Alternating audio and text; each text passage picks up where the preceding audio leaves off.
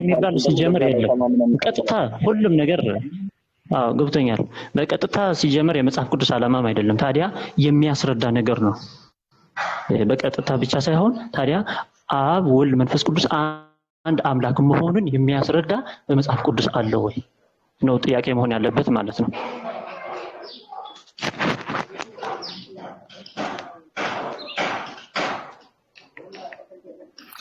መጀመሪያ እስኪ ቆይ ይዞታል እሱ ሲቀጥሉ ኢምራን ወይ ደግሞ ሳላህ እኔ አሁን ስላልተመቸኝ ነው በቃ ለወጣ ነው አፎን ኦኬ ችግር የለውም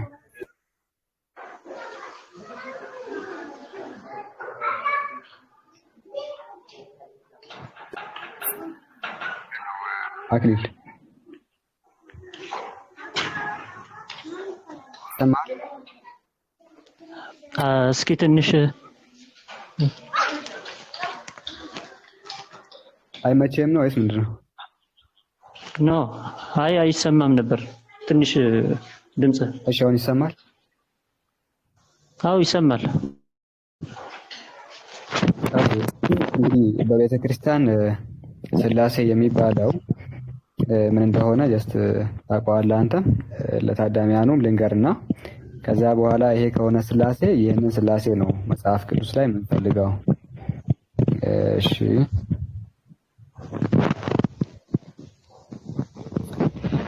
የቤተ ክርስቲያን ስላሴ መጽሐፍ ቅዱስ ላይ እንፈልገዋለን። ቤተ ክርስቲያን አሁን ምንድነው የምታስተምረው?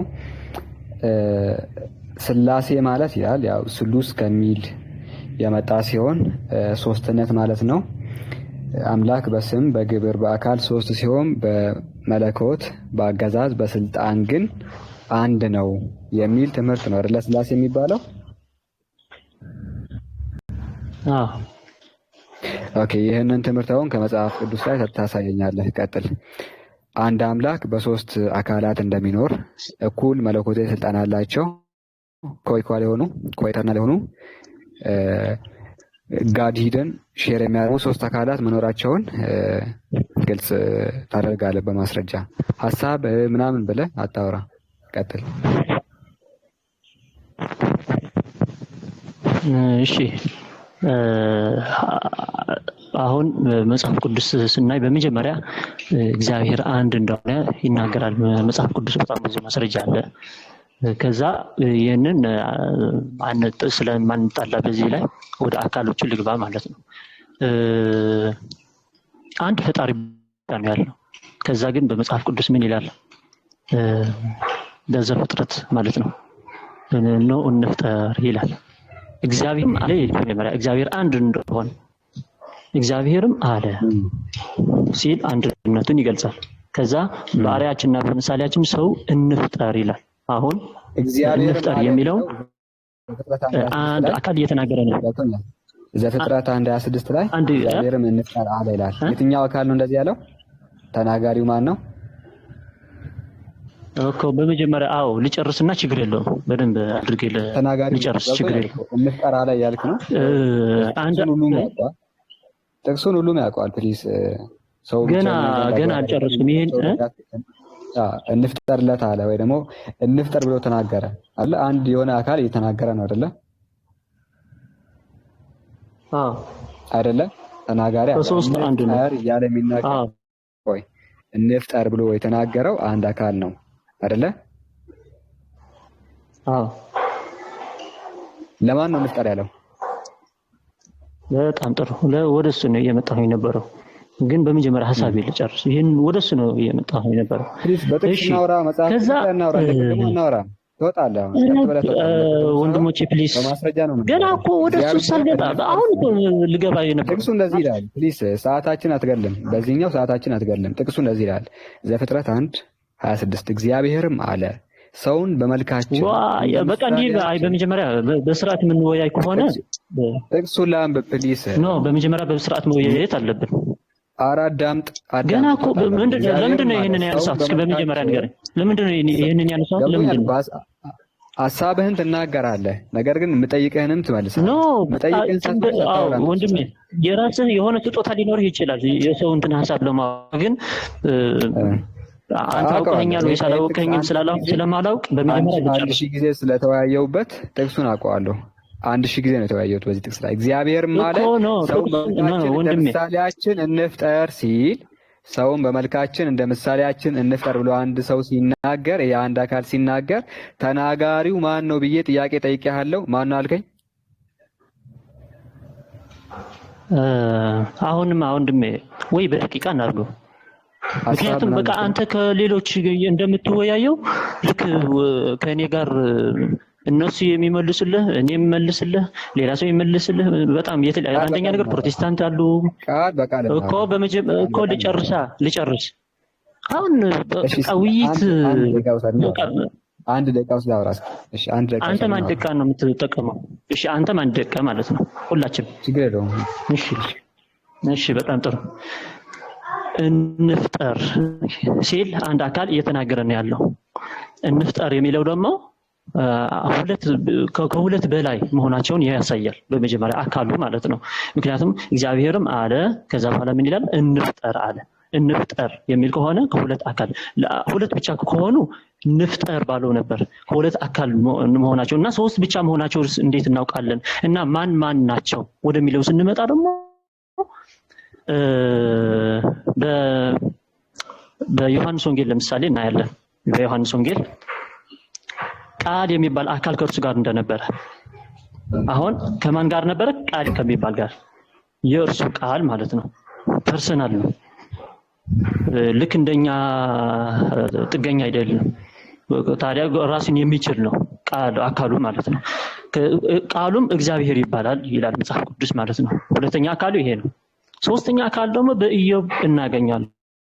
በሶስተኛ አካል ደግሞ የእግዚአብሔር መንፈስ ፈጠረኝ ይላል። ያ ከእርሱ ጋር ይፈጠር የነበረው የእግዚአብሔር መንፈስ ነው። እሺ ጨርስ። ሁለት ደቂቃ ጨርስ። ጨርስ። አንድ ተኩል ስለሆነ 30 ሰከንዱን ሁለት እንዳወራ። ኦኬ 30 ሰከንዱ ቲፕ ነው። ምን 30 ሰከንድ ተጠቅሞ ሁለት አይደለም፣ ቲፕ ሳይሆን አንድ ደቂቃ ከ30 ሰከንድም ሳላ ያወራል። ይኸውልህ ከ00 ትጀምራለህ፣ ከ00 ታቆማለህ። እሺ ከዚህ በኋላ ሐሳቤን አልጨረስኩም ምናምን አይባልም። ቀጥታ ሰዓት ሲያልቅ ታቆማለህ። አልቋል ስትባል ታቆማለህ። አንቺ ፈሽ ምናምን የምትባል ደግሞ የሆነች የጂኒ ፈስ ማለት ነው። አርፈሽ ቁጭ በይ። ቆይ አንዴ በቃ ይብሮ ምንድነው ያለው? ሶሪ ለምን ቃል በቃል እናወራ? አንድ ደቂቃን ተጠቅሜ ቃል በቃል ብናወራ ይሻላል። ምክንያቱም ምን እያረክ እንደሆነ ኦኬ ጀምሬያለሁ። ለማንኛውም ዘፍጥረት 1:26 ላይ እንግዲህ ዘፍጥረት 1:26 ምንድነው የሚለው? እግዚአብሔርም ማለት ሰውን በመልካችን እንደ ምሳሌያችን እንፍጠር አለ። ተናጋሪው እግዚአብሔር ነው። እንግዲህ በክርስቲያኖች አባባል ደግሞ ሶስት አካላት አሉ እግዚአብሔር የሚባሉ። ይሄም እግዚአብሔር ያም እግዚአብሔር ነው። እግዚአብሔር አለ ሲል ተናጋሪው ማን ነው ብዬ ጠይቄያለሁ። መልስ የለም። ትናንትናም ጠይቄ መልስ የለም። ዛሬም ጠይቄያለሁ። ነገ ምን ጠይቅ መልስ የለም። ስለዚህ ተናጋሪው እግዚአብሔር ነው፣ አብ ነው፣ ወልድ ነው፣ መንፈስ ቅዱስ ነው ብሎ ክሌም ማድረግ አይችልም። ሁለተኛ ሰውን በመልካችን እንደ ምሳሌያችን እንፍጠር ሲል እንግዲህ ከአንድ በላይ የሆነ አካላትን ገላጭ ነው። ወልድና መንፈስ ቅዱስ ናቸው እዚህ ጋር የተጠቀሱት አለ። ከዚህ አውድ ላይ ከኮንቴክስቱ አንድም ማስረጃ አላመጣም አብና ወልድ መንፈስ ቅዱስ ስለመሆናቸው። ከሰዋሰው አንድ ማስረጃ አላመጣም አብና ወልድ መንፈስ ቅዱስ ስለመሆናቸው። ግራማቲካሊ ማስረጃ አላመጣም። ቴክስቹዋሊ ማስረጃ አምስቱን የስነ አፈታት ጥናት ተጠቅሞ አንድም ማስረጃ አላመጣም። ኮንቴክስቹዋል፣ ግራማቲካል፣ ሊንጉስቲካል፣ ሂስቶሪካል፣ ቴክስቹዋል አላመጣም። ስለዚህ እኔ ነገ ተነስቼ እግዚአብሔር እንፍጠር ያለው ለሜሲና ለሮናልዶ ነው ብዬ እናገራለሁ። እኔ ማስረጃ የለኝም፣ አንተ ማስረጃ የለህም። ሁለታችንም እኩል ነን። ለአብይና ለመለስ ጨርሰሃል አይደል? ጨርሰሃል። ደቂቃ አለኝ አይደል? አንድ ተኩል ነው የምጠቀመው ብራዘር። ወደ ኋላ መልሳለሁ። አሁን ጣልቃ ገባህ። ወደ ኋላ መልሳለሁ። 15 ሰከንድ ነበረኝ። ወደ ኋላ መልሳለሁ 15 ሰከንድ። ኦኬ። ስለዚህ ምንድነው እግዚአብሔር ለሶስት አካላት መሆኑን እንዲሁም ደግሞ ለወልድና ለመንፈስ ቅዱስ መሆኑን ምንም አይነት ማስረጃ የለም። ዮሐንስ ወንጌል ጋር ሄደ በመጀመሪያ ቃል ነበረ ምናምን ብሎ እዛ ጋር ስለ ኢየሱስ አይደለም የሚናገረው። እንዲሁም ደግሞ የመጽሐፈ ኢዮብ ላይ ሄዶ የእግዚአብሔር መንፈስ ፈጠረኝ ይላል። የእግዚአብሔር መንፈስ የተባለው እዛ ጋር አንድ ፐርሰን ሳይሆን የራሱ ኃይል ነው መንፈስ የተባለው እንጂ ፐርሰን አይደለም። ቀጥል።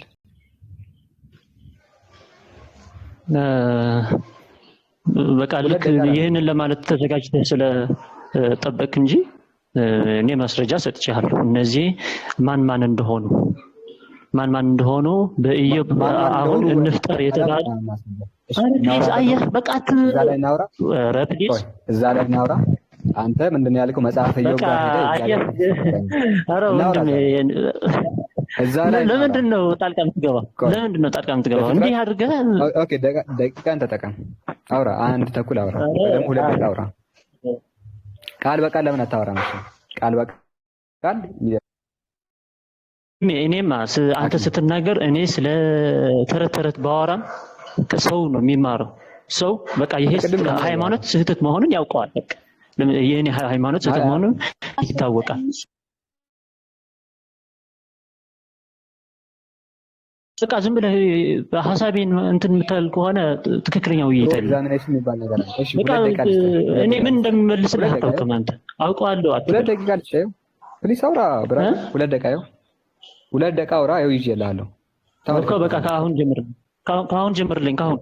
ጀምርልኝ። ጣልቃ እንዳትገባ። በቃ አመሰግናለሁ። ስለ እግዚአብሔርም አለ ሲል አንድ አካል ጠራ። እሺ፣ ከዛ እንፍጠር። ማን ናቸው የፈጠሩት? የእግዚአብሔር አካል መሆናቸውን የምናውቁበት በአንደኛ አካል የፈጠረው ቃል የሚባል ነው። ቃል የሚባል አለ። እሺ፣ ሁለተኛው ደግሞ ማን ነው ካልን መንፈስ ነው። መንፈስ ቅዱስ ነው። የእግዚአብሔር መንፈስ ፈጠረኝ። ከዛ ቃል ነው ስልህ ቃል ኢየሱስ ነው አይደለም? ወደሱ አልገባም። ቃል የሚባል አካል ወይም ጥበብ የሚባል አካል ግን እንደፈጠረ ይናገራል። ስለዚህ ንግግር ማለት አይደለም ቃል። በነገራችን ላይ ወደሱ ለመግባት አልፈልግም አሁን እንጂ ማለት ነው። ስለዚህ እነዚህ አካል ጠርተዋል ማለት ነው። መጽሐፍ ቅዱስ ሳልጠራ ማለት ነው። ከዛ በሐዲስ ኪዳን የምናገኘው ደግሞ በብሉይ ኪዳን እግዚአብሔር እያለ ነው። በሐዲስ ኪዳን ደግሞ አንዱ አካል ወደዚህ ምድር ሲመጣ የቆረጠ አካሉን ራሱ አስተዋወቀን። አብ፣ ወልድ፣ መንፈስ ቅዱስ ይባላሉ። እነዚህ አካሎች በሐዲስ ኪዳን በብዛት ታገኛቸዋለህ። አንድ አምላክ መሆናችን በዚህ ይታወቃል ማለት ነው። ስለዚህ ወልድ እንደፈጠረ ይናገራል መጽሐፍ ቅዱስ። አብ እንደፈጠረ ይናገራል። መንፈስ ቅዱስ እንደፈጠረ ይናገራል። ከዚህ ውጪ የፈጠረ አካል የለም። እነዚህ ሶስት መሆናቸውን በዚህ እናውቃለን ማለት ነው። የእጆች ስራ ናቸው የሚለው ደግሞ ምን እንደሆነ ወልድ እንደሆነ፣ ሰማያዎች የእጆች ስራ ናቸው ሲባል እጅ ይፈጥራል የተባለው የወልድ እንደሆነ ለምሳሌ በመጽሐፍ ቅዱስ አለ፣ በዕብራውያን ማለት ነው። ስለዚህ አብ፣ ወልድ፣ መንፈስ ቅዱስ አንድ አምላክ መሆናችን በዚህ እናረጋግጣለን። በራሳችን ሐሳብ አይደለም፣ መጽሐፍ ቅዱስ የሚለውን ማለት ነው።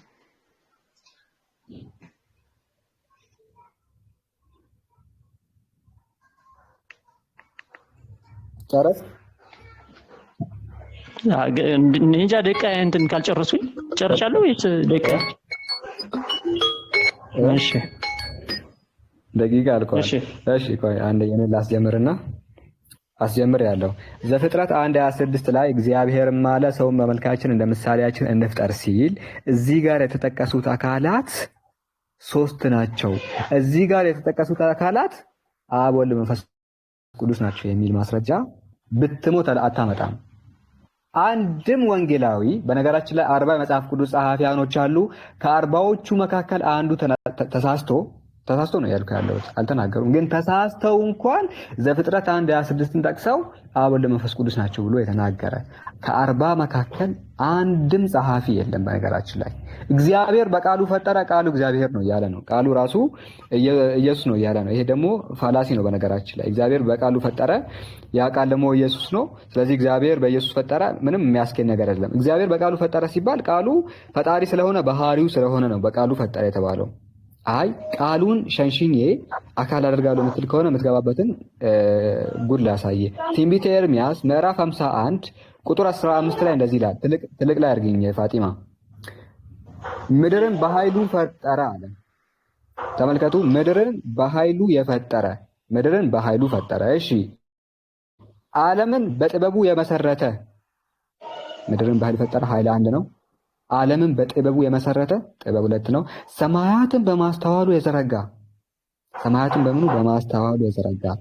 አንድ ማን አለ እዚህ ጋር? ኃይል አለ። ሁለት ጥበብ አለ። ሶስት ማስተዋል አለ። ኢየሱስ ሲመጣ ቃል ብሎ እሱ የጠቀሰው 4 ሆነ። እግዚአብሔር ሲጨመር 5 ሆነ። መንፈስ ቅዱስ ሲጨመር 6 አምላኮችን ነው የምታመልከው። እግዚአብሔር በቃሉ ፈጠረ ሲባል ኢየሱስን የምታመጣ ከሆነ በዛ አውድ ኃይልን ማታመጣበት፣ ጥበብን ማታመጣበት፣ ማስተዋልን ማታመጣበት ምክንያት የለም። ነገር ግን እግዚአብሔር በቃሉ ፈጠረ ይሁን አለ ሆነም ይላል ዘፍጥረት ላይ።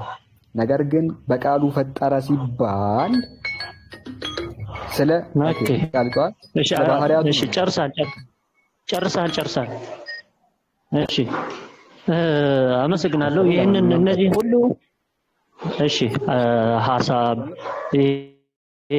ቃል የሚለውን ጥበብ አለ። ለምሳሌ ጥበብ በቃል ውስጥ ያለ ነው።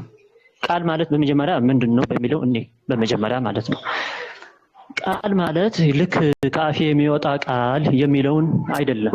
ወይም መጽሐፍ ቅዱስም ወይ እግዚአብሔር ቃል እኛ ቃል እያልን ያለነው ወይም በዮሐንስ ወንጌል ቃል ተብሎ የተጠራው ታዲያ ምንድነው? ቃል አሁን የምናገረው ለምሳሌ የኔ ቃል በውስጤ የነበረ ነው። አሁን እናንተ የምታዩት በቃ በአፍ የሚወጣ ቃል ብቻ ነው የምታዩት። ከአፍ ከመውጣቱ በፊት ግን በውስጥ አለ። ያ ቃል ማለት ነው። በውስጥ አለ። ይሄ ነው ሐሳብ ማለት። ስለዚህ በመጀመሪያ ቃል ነበረ ሲል ንግግር ነበረ በመጀመሪያ እያለ አይደለም። ታዲያ ቃል ነበረ። ከዛ በንግግር ይገለጣል ቃል። በንግግር ልትገልጠው ትችላለህ፣ በጽሁፍም ልትገልጠው ትችላለህ ቃል ማለት ነው። ግን በመጀመሪያ ግን ከማን ጋር ነው ያለው? ከልቦና ጋር ያለ ነው ቃል ወይም ሐሳብ ማለት። ስለዚህ ጥበብ፣ ምክር እነዚህ ሁሉ ቃላት ናቸው። ለምሳሌ ጌታችን ክርስቶስ የእግዚአብሔር ጥበብ ተብሏል። የእግዚአብሔር ኃይልና የእግዚአብሔር ጥበብ ተብሏል። የእግዚአብሔር ቃልም ተብሏል። ግን ጌታችን ክርስቶስ አንድ ነው። ለምንድነው እንዲህ ያለ? አንድ ስለሆነ ነው። ጥበብና ቃል አንድ ነው። አሁን ግን አንተ ግን ደመርካቸው። ጥበብ ቃል ብለህ 6 አደረካቸው ማለት ነው። ማስተዋል ብለህ ነገር ግን መጽሐፍ ቅዱስ ሲናገር ግን ጌታችን ክርስቶስ አንድ ነው። እሱ ደግሞ የእግዚአብሔር ቃል ነው። በሌላ ደግሞ ምን ይላል? የእግዚአብሔር ጥበብ ነው። ምክንያቱም ጥበብ ቃል ነው። የሆነ ጥበብ ለምሳሌ ብትናገረው እኮ በቃል ነው የምትናገረው። ይሄ ቃል እኮ ነው፣ ጥበብ ቃል ነው። እሺ 2 ደቂቃውን ላስጀምር አንዴ። ከዛ ቃል በቃል ነው የምናወራው። እስማማለህ አይደለ? ከጨረስን በኋላ እንግዲህ አንተ ነው የጀመርከው 2 ደቂቃ ነው ወስደህ በእኔ ደግሞ ያልቃል። አስጀምሬዋለሁ። ቀድሜ የጠየቁት ጥያቄ ምን ነበረ? ዘፍጥረት 1:26 ላይ እግዚአብሔር ማለት ሰውን በመልካችን እንደ ምሳሌያችን እንፍጠር ሲል ለ3 አካላት መሆኑን ከ40 የመጽሐፍ ቅዱስ ጸሐፊያን መካከል አንዱ ዘፍጥረትን ጠቅሶ የተናገረ ካለ ማስረጃ አምጣ። እግዚአብሔር እንፍጠር ሲል ለወልድና ለመንፈስ ቅዱስ መሆኑን ቴክስቹዋል ማስረጃ፣ ኮንቴክስቹዋል ማስረጃ፣ ግራማቲካል ማስረጃ፣ ቴክስቹዋል ማስረጃ አምጣ ብዬ 5 የስነ አፈታት ጥናትን ስጠቅስ አንዱንም አላመጣም ከ5 መካከል። ከዛ በኋላ እግዚአብሔር በቃሉ ፈጠረ እያለ ነው። ስለዚህ ቃል የሚባለውን ነገር ፐርሰን የምታረገው ከሆነ ዘፍጥረት 1:26 ላይ ያለውን ሌሎችንም አካላት ፐርሰን ማታረግበት ምክንያት የለም ነው። ምክንያቱም እግዚአብሔር በቃሉ ብቻ ነው የፈጠረው፣ በማስተዋሉም በጥበቡም። ጥበብ ስር ጥበብ ራሱ ኢየሱስ ነው እያልከኝ ነው። የዚህ መልእክት ጸሐፊ ትንቢት ኤርሚያስ ነው። በነገራችን ላይ ኤርሚያስ ትንቢት ነው። ኤርሚያስ አንድም ቦታ ጥበብ ኢየሱስ ነው ብሎ አልተናገረም። ስለዚህ በኮንቴክስት ነው የምታወራው። በዚህ ኮንቴክስት መሰረት ጥበብ የተባለው ኢየሱስ ነው ምትል ከሆነ ማስረጃ ልታመጣ ይገባል። ምድርን ባህሉ የፈጠረ ኃይል 1፣ ዓለምን በጥበቡ የመሰረተ ጥበብ 2፣ ሰማያትን በማስተዋሉ የዘረጋ ማስተዋል 3። እግዚአብሔር ሳይጨመር አብ ሳይጨመር 3 አካላትን አገኘን። መንፈስ ቅዱስ ሳይጨመር ቃል ሳይጨመር ቢጨመሩ እነዚህ 6 ይሆናሉ። ሸንሽነህ አካል የምትሰጣቸው ከሆነ ብዙ አማልክት ታደርጋለህ። ስለዚህ አሁን ዘፍጥረት 1:26 ላይ እግዚአብሔር እንፍጠር ሲል ለነማን ነው የሚል ማስረጃ ከራሱ ከመጽሐፍ ቅዱስ ከጸሐፊያን መካከል አንዱ ዘፍጥረት 26ን ጠቅሶ የተናገረ ካለ ታመጣለህ። የምታመጣቸው አንዳንድ ነገሮች የሚያስኬዱ አይደሉም። ስለዚህ ያንን ኮት አድርጎ ዘፍጥረትን ኮት አድርጎ አብ ወልድ መንፈስ ቅዱስ ናቸው የሚል ጸሐፊ ካሌለ አንተ በፍጹም ያንን ልትናገር አትችልም። ስለዚህ ደቂቃዬ አልቋል። አሁን ቃል እንጠያየቅ። ልክ አንተም እንደተናገርኩ ልናገርና ከዛ ምክንያቱም አንተ በቃል ልናገር ልክ አንተ እንደተናገርኩ ልናገር።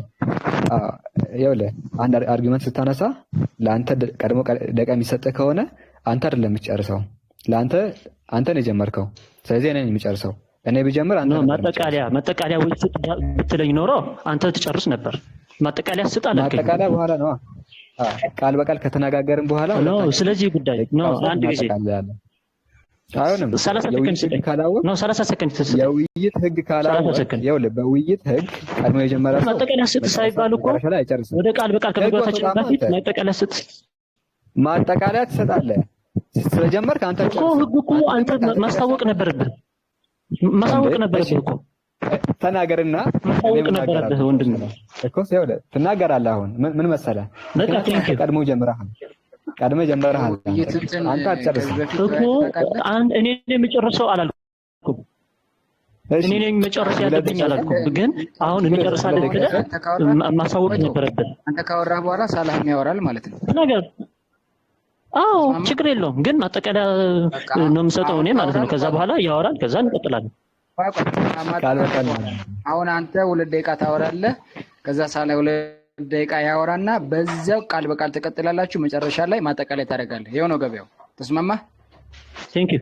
አዎ በቃ ቀጣይ ሳላ 2 ደቂቃ ያወራል። በዛው ግን ድል ስጡኝ የለም፣ ቃል በቃል ታደርጋላችሁ። ከዛ ሲጨርሱ ማጠቃለያ ታደርጋላችሁ። ይሄው ነው ገበያው። አዎ ከዛ ግን ቃል በቃል ላይ ግን ከደረስን ግን ማቋረጥ ምናምን ግን ጥሩ አይደለም ማለት ነው።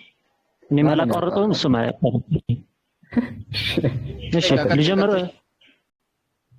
እሺ አሁን 2 ዙር ምናምን ነው ያደረገው ነው መሰለኝ ማስረጃ ሳቀርብ። ከዛ በተራው ሲደርስ ምን ይላል?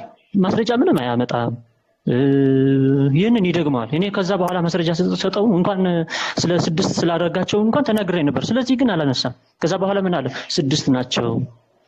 ይህንን መልስ ሰጥቼው ነበር። በዚህ የኔ እየሰማው አይደለም፣ መልስ ለመስጠት ብቻ ነው እየተዘጋጀ ያለው ማለት ነው። ስለዚህ የእግዚአብሔር ቃል፣ ጥበብ፣ ማስተዋል እነዚህ አንድ ቃል መሆናቸው፣ ጥበብ፣ ማስተዋል እነዚህ አንድ ቃል መሆናቸው ማረጋገጫ መጥቻለሁ። ምክንያቱም ጌታችን ክርስቶስ አንድ ነው። ያ አንዱ ግን በምንድን ነው የተገለጸው? ቃል ተብሏል። በቃል ውስጥ ጥበብ ስላለም ጥበብ ተብሏል። ማስተዋል አሁን የምታስተውለው ለምሳሌ የሆነ ሰው አታስተውልም እንዴ ወይም ጥበብ የለህም እንዴ ስትለው ምንድነው? ይሄ ጥበብ እኮ ሐሳብ ነው እኮ እንዲህ የማድረግ ሐሳብ ነው እኮ ጥበብ ማለት ነው።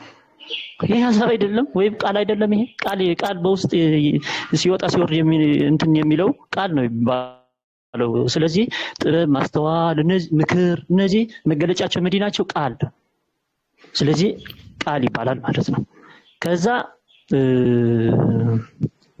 የእግዚአብሔር ሕይወት ደግሞ አለ በመጽሐፈ ኢዮብ። የእግዚአብሔር እስትንፋስ ተብሎ የተገለጸው ማን ነው? መንፈስ ቅዱስ መሆኑ ይገልጻል ራሱ ማለት ነው። ከዛ አብ ደግሞ አለ። አብ ደግሞ የእግዚአብሔር አካል ነው።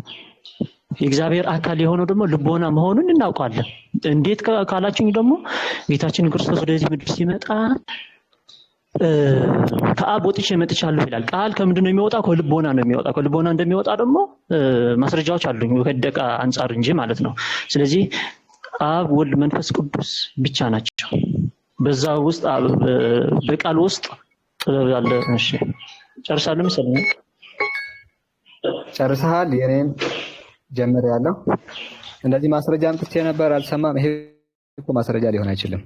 የማያሳምን ከሆነ አንተ ማስረጃ አላመጣም እንዳትባል ብቻ ማይሆን የማይመስል ነገር የምታመጣ ከሆነ ይሄ ለኛ ማስረጃ ሊሆን አይችልም። አንድና አንድ ስንት ነው ብዬ ብጠይቅ 11 ነው ብለህ አንተ የሆነ ዝም ብሎ ነገር ብታመጣ እንግዲህ አንተ ማስረጃ አላመጣም እንዳትባል ነው። ጀስት ዝም ብሎ ነገር ኮት ያደረከው እንጂ አሳማኝ ነው ትክክል ነው ማለት አይደለም። እኔ የጠየኩት ጥያቄ ዘፍጥረት 21:26 ላይ እግዚአብሔር እንፍጠር ሲል 2 መሆናቸውን ከ40 የመጽሐፍ ቅዱስ ጸሐፊያን መካከል የትኛው ነው ዘፍጥረትን ኮት አድርጎ 3 ናቸው ያለው? ከ40 የመጽሐፍ ቅዱስ ጸሐፊያን መካከል አብ፣ ወልድ፣ መንፈስ ቅዱስ ናቸው ብሎ የተናገረ አንድ ሰው አምጣልኝ ነው። እነዚህን ማታመጣ ከሆነ ግን አልኩ፣ እነዚህን የማታመጣ ከሆነ 5 የስነ አፈታት ጥናቶች አሉ። ግራማቲካል የሚባል ነገር አለ። በቋንቋ ደረጃ ግራመሩን ተጠቅመ እነሱ መሆናቸውን 3 መሆናቸውን ግራማቲካሊም ካልቻልክ ኮንቴክስቹዋል ከኮንቴክስቱ ማለትም ወደ ላይ ሄዳ አንብበ ወደ ታች ሄዳ አንብባ 3 መሆናቸውን አስረዳኝ አልኩ። አላመጣህም። በታች በላይም በኩል አንብባ አላስረዳህም 3 መሆናቸውን። በታችም በኩል ወደ ታችም አንብባ አላስረዳህም። ከአውዱ ያስረዳኸው ነገር የለም። ሊንጉስቲካሊም በቋንቋ ደረጃ የሂብሩን ቋንቋ ተጠቅመ ሶስት ናቸው አብ ወልድ መንፈስ ቅዱስ ናቸው ብለህ ለንግግር ምንም አይነት ማስረጃ አላመጣህም። አንተ ኢየሱስ እግዚአብሔር ቃል ነው፣ ስለዚህ ቃሉ ደግሞ ፈጥሯል ነው እያልክ ያለው። እንዲህ የሚባል ነገር መጽሐፍ ቅዱስ ላይ የለም። እግዚአብሔር በቃል ፈጥሯል። ነገር ግን እግዚአብሔር በቃል ፈጥሯል ሲል ያ ቃል የፈለገበት ባህሪውን ነው። ከአፌ የሚወጣ ቃል እንዲሁ ይሆናል፣ የሚሻውን ያደርጋል ይላል። ከአፍ ነው የሚወጣው፣ ከአፉ ያ የሚፈጥረው ከአፉ የሚወጣ ነው። እግዚአብሔር ተናጋሪ አምላክ ነው። ስለዚህ ይናገራል። ያ ነው ይፈጥራል የተባለው እንጂ ኢየሱስ አይደለም። በማስተዋልም ይፈጥራል፣ በኃይልም ይፈጥራል፣ በጥበብም ይፈጥራል። ደቂቃ ያልቋል። አሁን ቃል በቃል ነው የምናደርገው። ቃል በቃል ስድስት ደቂቃ እንወስዳለን። ስድስት ደቂቃ ወይ 8 ላድርገው። ስንት ይሆን ወገናችን? አልገባኝም። ስንት ማለት 8? አንተ 8 ደቂቃ ትናገራለህ እኔም ማለት ነው። እንደዛ ሳይሆን እንጠያየቃለን። 7 ይሻላል። 7 አሪፍ ቁጥር ነው። 7 ደቂቃ ሙሉ እኔ ጥያቄ ጠይቃለሁ፣ አንተ ትመልሳለህ። 7ቱን ደቂቃ እኔ እጠቀማለሁ፣ አንተ ጀስት ጥያቄ ጠይቃለሁ። ማትመልስ ከሆነ እያስቆምኩ ማለት ነው። ከዛ በኋላ አንተም ደግሞ በራስህ ደቂቃ ጥያቄ ትጠይቀኛለህ። 8 አድርገው። ማስቆም ነው እኔ ያልወደድኩት ነገር ማስቆም የሚባለው ነው። ማስቆም ማለት የሆነ ሐሳቤን ካልጨረስኩኝ መልስ ሰጥቻለሁ ወይንስ አልመለስኩም እንትን ይባላል ማለት ነው። አይ ጀስት እንደዚህ እናድርግ፣ ችግር የለውም። ቀጥታ ምንድነው የምናደርገው? ግን ችግር የለውም። 8 ደቂቃ ልውሰድ የኔን። ከዛ በኋላ አንተ 8 ደቂቃ ሙሉ ትጠይቀኛለህ። እኔ በዚህ አሁን ባወራነው ላይ የት መሰለህ ካልገባ በሌላ አማርኛ ማለት ነው። በሌላ አማርኛ አሁን 8 ደቂቃ ለሳር ላይ ተሰጠውና 8ቱን ደቂቃ የተወሰነ ጥያቄዎች ሊጠይቅህ ይችላል። እነዛን ጥያቄዎች የእሱን ሰዓት ሳታባክን ለጥያቄዎቹ ቶሎ ቶሎ መልስ እየመለስ ካለ መልስ ያው ከሌለ ደግሞ ይለፈኝ የማለት መብት አለ። አዎ። ስለዚህ እንደዛ እያልክ የእሱ 8 ደቂቃ አሁን ይሰጠዋል ማለት ነው። ከዛ በኋላ አንተ 8 ደቂቃ ይሰጥህና በ8 ደቂቃ ውስጥ አንተ የፈለከውን ጥያቄ ትጠይቃለህ፣ እሱም ቶሎ ቶሎ ይመልስልሃል። እሺ ገባ? እንደዚህ እናደርጋለን። በቃ ይሄ ነው። 8 ደቂቃው ካለቀ በኋላ ግን ማሰላማ። እሺ ደቂቃውን አስጀምሬዋለሁ። የመጀመሪያው ጥያቄ እንዲህ የሚል ነው። ቅድም የጠየኩትን ደግመዋለሁ። ከ40 የመጽሐፍ ቅዱስ ጸሐፊያን መካከል ዘፍጥረት 1:26ን ጠቅሶ አብ ወልድ መንፈስ ቅዱስ ናቸው ብሎ የተናገረ ጸሐፊ አለ ወይስ የለም? እሺ እኔ ደግሞ መልሴ ምንድነው መሰለህ? የግድ በዘፍጥረት ላይ እንደተናገረው ማለት ያለባቸው ታዲያ 3 አካል መኖራቸው አለ ወይስ የለም? ቆይ ዘፍጥረት 1:26 እኮ በዘፍጥረት 40 የመጽሐፍ አዎ የነገርኩህ ነው። ጥቁር ወይስ ነጭ እያልኩ ነው እኮ 3 መሆናቸውን ነው። ወይስ ነጭ እያልኩ ነው። አዎ የጠየኩት ጥያቄ በዘፍጥረት ላይ አልጠየኩም። እኔ አልጠየኩም። የጠየኩትን መልስ ፕሊስ። ጥያቄውን አዳምጥ። ከ40 የመጽሐፍ ቅዱስ ጸሐፊያን መካከል ዘፍጥረት 1:26ን ጠቅሶ እነዚያ እንፍጠር ሲል አብ ወልድ መንፈስ ቅዱስ ናቸው ብሎ የተናገረ ጸሐፊ አለ ወይስ የለም? የለም። አሁንም ጥያቄ ዘፍጥረት 1:26ን ጠቅሶ ከ40 የመጽሐፍ ቅዱስ ጸሐፊያን መካከል እዛ ጋር እንፍጠር የተባሉት አብ ወልድ መንፈስ ቅዱስ ሳይሆን 3 ናቸው ብሎ የተናገረ ሰው አለ?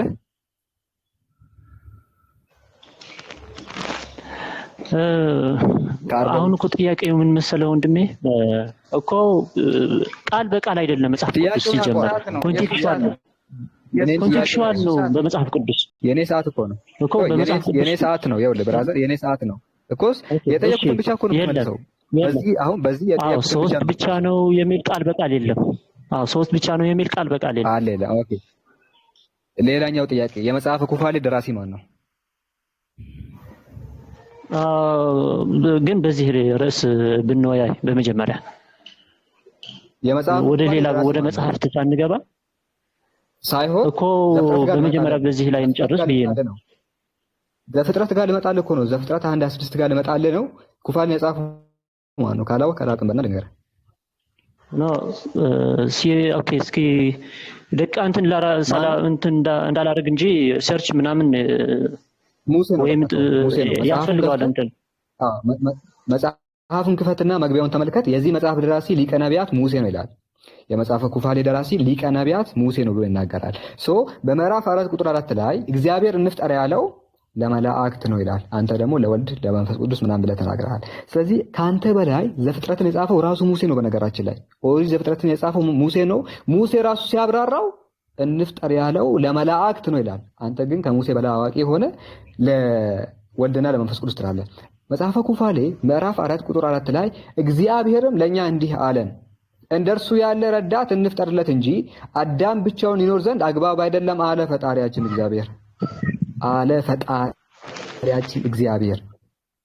ስለዚህ መላእክት እግዚአብሔር እንዲህ አለን፣ ሰው ብቻውን ይሆን ዘንድ አግባብ አይደለም፣ የሚመቸው ረዳት እንፍጠርለት አለ። ስለዚህ ሙሴ መላእክት ናቸው ይላል። አንተ ከየት አምጥተህ ነው አብ ወልድ መንፈስ ቅዱስ ናቸው ያልከው? እሺ በመጀመሪያ ቅዱስ ጴጥሮስ ስለዚህ ነገር ሲናገር ምን ይላል መሰለ? ትንቢት በገዛ ፈቃዳችሁ አትተርጉሙት ይላል። መላእክት የሚለውን ቃል ለምሳሌ እግዚአብሔር ራሱ የእግዚአብሔር መልአክ ተብሎ ተጠርቶ ነበር። ስለዚህ አጻጻፉ በሰውኛ የሚፈታ አይደለም። ያ እነዚህ በምንኛ ነው የሚፈታው? እሺ ፈታልኝ። ስለ ትንቢት ስለ ትንቢት እየተናገርኩኝ አይደለም።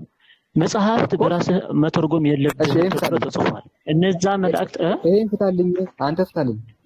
አንተ ፍታልኝ። ኩፋሌ 4:4 ላይ እግዚአብሔር እንፍጠር ያለው ለመላእክት ነው ብሎ ሙሴ ተናግሯል። ወይ ሙሴ ዋሽቷል ወይ አንተ ዋሽተሃል። ምረጥ አንዱ። እሺ ኦኬ እሺ ማለት አጭር ነው መልስ ነው እየመለስኩልህ ያለሁት። በመጀመሪያ የእግዚአብሔር መልአክ ለምሳሌ በዘጸአትም እንመለከተዋለን። ለምሳሌ ማለት ነው የእግዚአብሔር መልአክ የተባለው ለምሳሌ የመለስኩልህ ነው ወንድሜ። ለምሳሌ ጌታችን ፈጣሪያችን እያሉ ነው። እነዚያ መላእክት ፈጣሪያችን እያሉ ነው። እነዚያ መላእክት ፈጣሪያችን እያሉ ነው። የወልድና የመንፈስ ቅዱስ ፈጣሪ እግዚአብሔር ነው። ጭራሽ ኢየሱስ ሰው ከመሆኑ በፊት እግዚአብሔር ኢየሱስን ፈጥሮታል፣ መንፈስ ቅዱስን ፈጥሮታል። ፈጣሪያችን እስኪ ቆይ አንዴ ወደ እንትን አሳይኝ እስኪ ስለ ኩፋሌው አሳይኝ። ኩፋሌ 4:4 ምዕራፍ 4 ቁጥር 4 ቶሎ ክፈት መጽሐፉ። እነሱ መላእክት መሆናቸው እንጂ መላእክት መሆናቸውን እስኪ ያሳይ። ኦኬ አውዱ ጋር እንሄዳለን። መላእክት መሆናቸውን ምዕራፍ 2 ቁጥር 2 ላይ በግልጽ ይናገራል። መጽሐፉ ይታያል ብዬ ተስፋ አደርጋለሁ። መጽሐፍ ቅዱሱ ይታያል። ኦኬ ኩፋሌ 4 ኩፋሌ እዚህ አካባቢ ነው።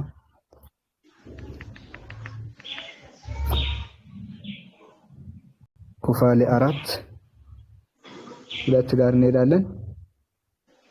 ይሄው ይታያል። መልአከ ገጹ ሙሴ አለ። ምን ይላል?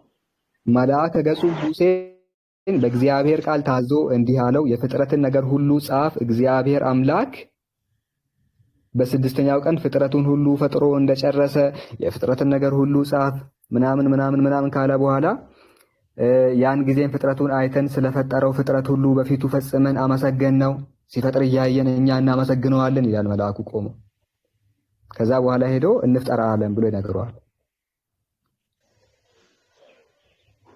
እኮ። እስኪ መልአኩ ነው ሲናገረው የነበረው እኮስ ማን ነው የሚናገረው? ሲፈጥር እያየን አመሰግነው ይላል። ሲፈጥሩ አይደለም ያለው በነገራችን ላይ እግዚአብሔር ሲፈጥር እያየ እኛ እናመሰግነው ነበረ። በሶስተኛው ቀን ይሄን ፈጠረ፣ በአራተኛው ቀን ይሄን ፈጠረ፣ በአምስተኛው ቀን ይሄን ፈጠረ እያለ ከነገረው በኋላ ወደ ሰው መጣ። እሺ እግዚአብሔር ከዛ ይሄ ምዕራፍ ስንት ነው? ምዕራፍ 4 ቁጥር 4 ወደ ሰው መጣ። እሺ ቁጥር 4 እስኪ አንብበው አለ። እሺ ሙሉ ይታያል አይደል? ቆይ ትልቅ ነው። አዎ በማንበብ ይቻላል፣ ችግር የለውም። ወይ አድርግና ሁላችንም አብረን ቆይ በትልቁ እናድርገው። እንደዚህ በትልቁ ሲሆን አሪፍ ነው።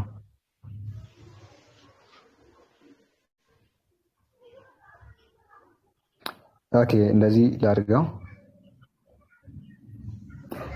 እግዚአብሔር ለኛ እንዲህ አለን። እግዚአብሔር ለእኛ እንዲህ አለን አይደለ? እንደ እርሱ ያለ ረዳትን እንፍጠርለት እንጂ አዳም ብቻውን ይኖር ዘንድ አግባብ አይደለም አለ ፈጣሪያችን እግዚአብሔር። እንደሚሰማ ተስፋ አደርጋለሁ። ኔትወርክ እያስቸገረኝ ነው። ገብቶሃል? አሁን ነው ችግር የለም። ይሰማል እኮ። አሁን የኔ ጥያቄ ምንድን ነው መሰለህ? አዎ፣ ግን እነዚህ አለን እያሉ ያሉት ማን ናቸው? መላእክት ናቸው ነው። ቅድመ ላሳየሁ እኮ እስኪ መላእክት መሆናቸው እስኪ ስለ መላእክት የሚለውን እስኪ አሳየኝ። ነው ችግር የለም። ሰዓት ይጨመርልሃል። ችግር የለም። መልአከ ገጹ ማለት ይሄ ማነው? እሺ ምንድን ነው የሚለው? ኦኬ መልአከ ገጹ ሙሴን። እሺ በእግዚአብሔር ቃል። እሺ መልአከ ገጹ ሙሴ መልአክ ነው አይደለ እየተናገረ ያለው? እሺ መልአከ ገጹም ሙሴን እሺ በእግዚአብሔር ቃል ታዞ እንዲህ አለው፣ የፍጥረትን ነገር ሁሉ ጻፍ። እግዚአብሔር አምላክ በስድስተኛው ቀን ፍጥረቱን ሁሉ ፈጥሮ ጨረሰ። የፍጥረትን ነገር ሁሉ ጻፍ። በሰባተኛይቱ ቀን እንዳረፈ ከዕለታቱም ሁሉ እንደለያት ስራውም ሁሉ ምልክት አድርጎ እንዳኖራት ጻፍ አለው። በመጀመሪያይቱ ቀን በላይ ያሉ ሰማዮችን ፈጥሯል። ምድርንም ውሃዎችን በፊቱ የሚያገለግል ፍጥረታትን ሁሉ ፈጥሯል። መላእክት ገጽንም የሚያመሰግኑት መላእክትንም በእሳት አካል ላይ የተሾሙ መላእክትንም በጨለማና በብርሃን አካል ላይ የተሾሙ መላእክትንም በውርጭና በበርድ ምናምን ካለ በኋላ ስለ ሁሉም አራዊት ይነግረዋል። አራዊት ተፈጠሩ፣ ይሄ ተፈጠረ፣ ይሄ ተፈጠረ፣ ተራራ ተፈጠረ ካለ በኋላ ወደ ሰው መጣ። ምክንያቱም ሰው የተፈጠሩ በመጨረሻው ቀን ነው። ወደ ሰው ሲመጣ ይሄን ይነግረዋል። እግዚአብሔርም ለእኛ እንዲህ አለን፣ እንደ እርሱ ያለ ረዳት እንፍጠርለት እንጂ አዳም ብቻውን ይኖር ዘንድ አግባብ አይደለም አለ ፈጣሪያችን። በቃ ፈጣሪያችን እንዲህ አለን ይላሉ። ፈጣሪያችን ብሎ የሚናገሩት መቼም ወልድና መንፈስ ቅዱስ አይደሉም። ምክንያቱም እግዚአብሔር እነሱን አልፈጠራቸውምና። መላእክት ነው። ሙሴ ራሱ በጻፈው መጽሐፉ ላይ ስለ መላእክት መሆኑን ተናግረዋል። ወልድና መንፈስ ቅዱስ በፍጹም አይደሉም። ኦኬ ሰዓቴ ኦልሞስት አልቋል። እሺ ሰዓት ችግር የለውም። ሰዓት ችግር የለውም። አሁን ነው ችግር የለውም። አንተ 8 ደቂቃ ይሰጥህና የፈለከውን ነገር ትጠይቃለህ፣ ትሰነባበታላችሁ። እሺ በመጀመሪያ ስለዚህ ነገር ልናገርና ስለ መጽሐፈ ኩፋሌው ማለት ነው። አዎ መጽሐፈ ኩፋሌው ምን ብዬ ነበር መሰለህ? በቅዱስ ጴጥሮስ ስለዚህ ነገር ይናገራል። ስለ ትንቢቶች በሙሉ ማለት ነው የተጻፉት በእግዚአብሔር መንፈስ ነው። ለዛ ነው በራሳችሁ አትተርጉሙ ተብሎ የተጻፈው ማለት ነው። ስለዚህ ይህንን አንድምታ ያስፈልገዋል ማለት ነው። ስለዚህ አንድምታውን ሙሴ ነው የተረጎመው። ሙሴ እኮ ነው የተረጎመው። አንድ ጊዜ የተረጎሙ ትርጉም እያልኩኝ ነው። በራሳቸው አትተርጉሙ ነው ያልኩኝ ያለሁት። ፕሊስ ልጨርስልህ። አዎ ልጨርስልህ። ይሄን ደቀቀው ልጨርስልህ። የዛሬ 1900 ዓመት የነበረ የመጽሐፍ ቅዱስ ተርጓሚ ነው። ትርጉም ማለት የቋንቋ አይደለም ሲጀመር። የቋንቋ እያልኩኝ አይደለም። በመጀመሪያ ግን ልጨርስልህ። እሺ አንተ ተርጉማ። አንተ ተርጉም። ኧረ ፕሊስ ወንድሜ ያውኑን ቃል አንተ ተርጉም። ለምንድን ነው ግን የምታቋርጠኝ? እኔ አላቋረጥሁም አይደል? አንተ ተርጉም። እንዴ ተስማምተን እያለ ሙሴ ሲተረጉም ካልሰማህ ሙሴ ሲተረጉም እንዴ ለምንድን ነው የምታቋርጠኝ ወንድሜ? ምን እያልኩኝ ነው? ስለ ቋንቋ እየተናገርኩኝ አይደለም ሲጀመር። ገብቶኛል እኮ ስለ ቋንቋ አይደለም የምታወራው። ስለዚህ ሙሴ ተርጉሞታል። መላእክት ናቸው ብሏል እሱ። ከሙሴ በላይ እኔ መጽሐፍ አላውቅም፣ ከሙሴ በላይ አንተ መጽሐፉን አታውቅም። ስለዚህ የሙሴ ተቀባይነት ይኖረዋል። አሁን 8 ደቂቃ አለ። በ8 ደቂቃ ውስጥ ጥያቄ እሺ ልናገር። ካሁን ግን እንዳታቋርጠኝ። ችግር የለም። አሁን አቋርጠኛል። ካሁን ግን እንዳታቋርጠኝ። በቃ ልጀምር። ያዝልኝ። ልድገመውና ትርጉም ማለት ነው ማለት ነው። ኧረ ፕሊስ ወንድሜ ቀጥል። ኧረ ፕሊስ ብትይ የኔ ደቂቃ ነው። ፕሊስ አታቋርጠኝ።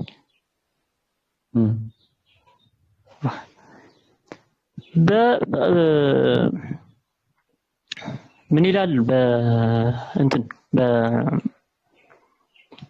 በቅዱስ ጴጥሮስ በመልእክቱ መጽሐፍት በእግዚአብሔር መንፈስ እንደተጻፈ ከዛ ደግሞ በራሳችሁ ፍቃድ እንዳትተረጉሙ ብሎ ደግሞ አዞናል ማለት ነው። በራሳችሁ ፍቃድ መተርጎም ማለት ይሄ ነው። ለምሳሌ ይሄ አሁን በቀጥታ እንትን አርከው ምክንያቱም በሌላም አለ እግዚአብሔር ተገለጠለት ይልና ለምሳሌ እግዚአብሔር ተናገረው ይላል። ከዛ በኋላ ግን ወደ ታች ወርዶ ምን ይላል? የእግዚአብሔር መልአክ ይለዋል። ስለዚህ አንድምታ ያስፈልገዋል።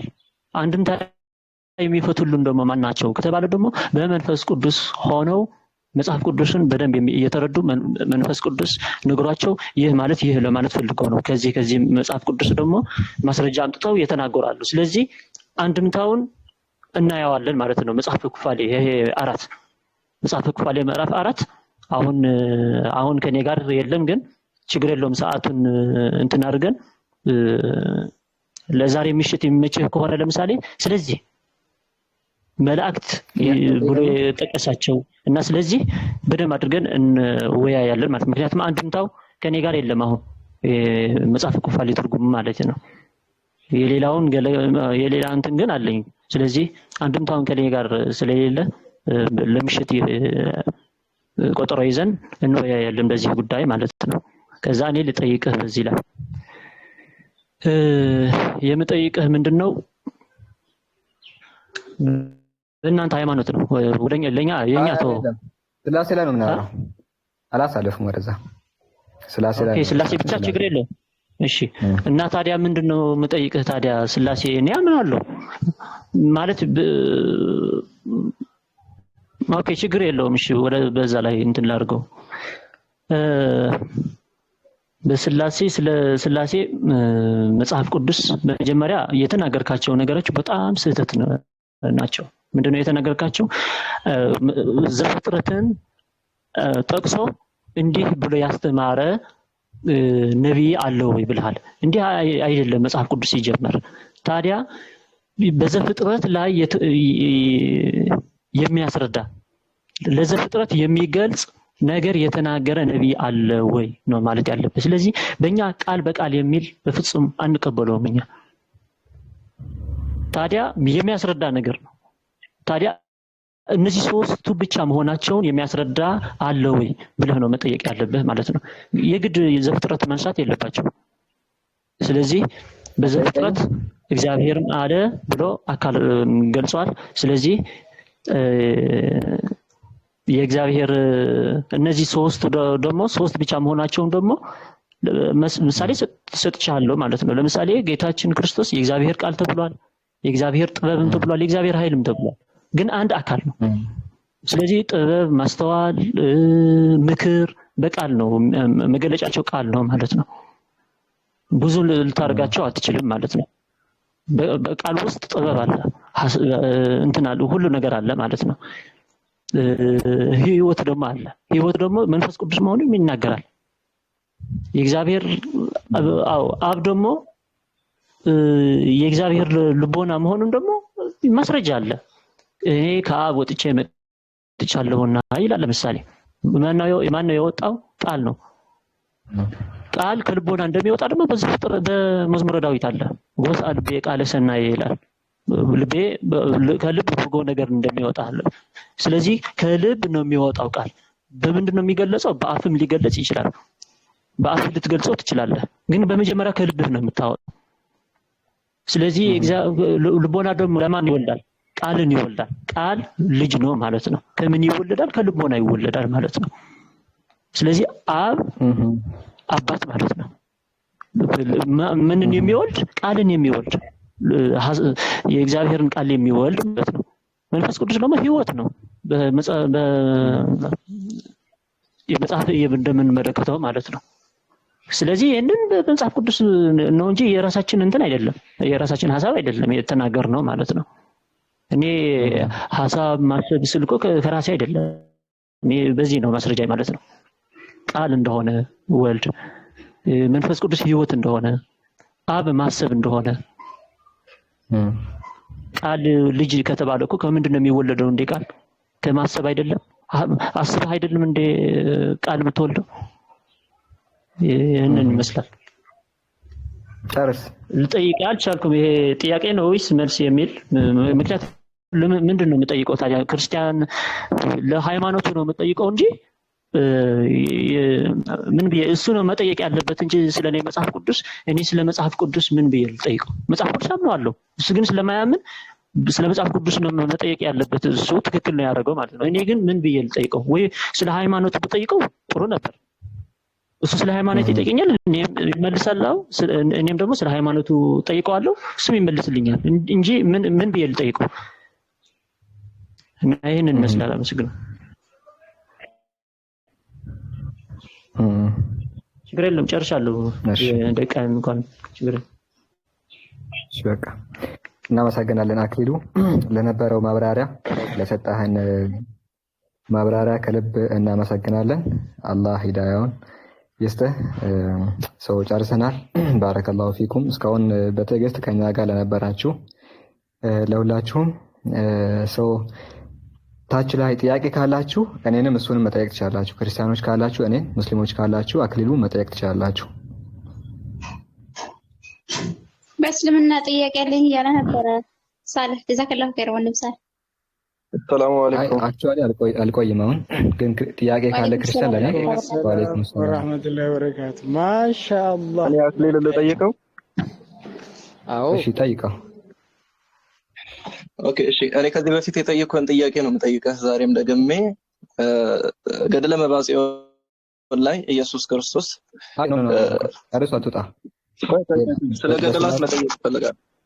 ያው ነው ርዕሱ ላይ ኦኬ እሺ ችግር የለውም። በቃ በርዕሱ ላይ ከሆነ ክርስቲያን ወገናችን ገብታለች ጠይቅና ከዚያ በኋላ እኔ እጠይቃለሁ። ያ ክርስቲያኖች እኔን ትጠይቃላችሁ፣ ሙስሊሞች አክሊሉን ትጠይቃላችሁ። ሁለቱ በተወያዩበት ጉዳይ ላይ ሙስሊሞች አክሊሉን፣ መቅደስ እና ሌሎቹ ደግሞ ክርስቲያኖች ሳላህን ትጠይቃላችሁ ማለት ነው። እንግዲህ እኔ ግን ልጠይቅ ወይስ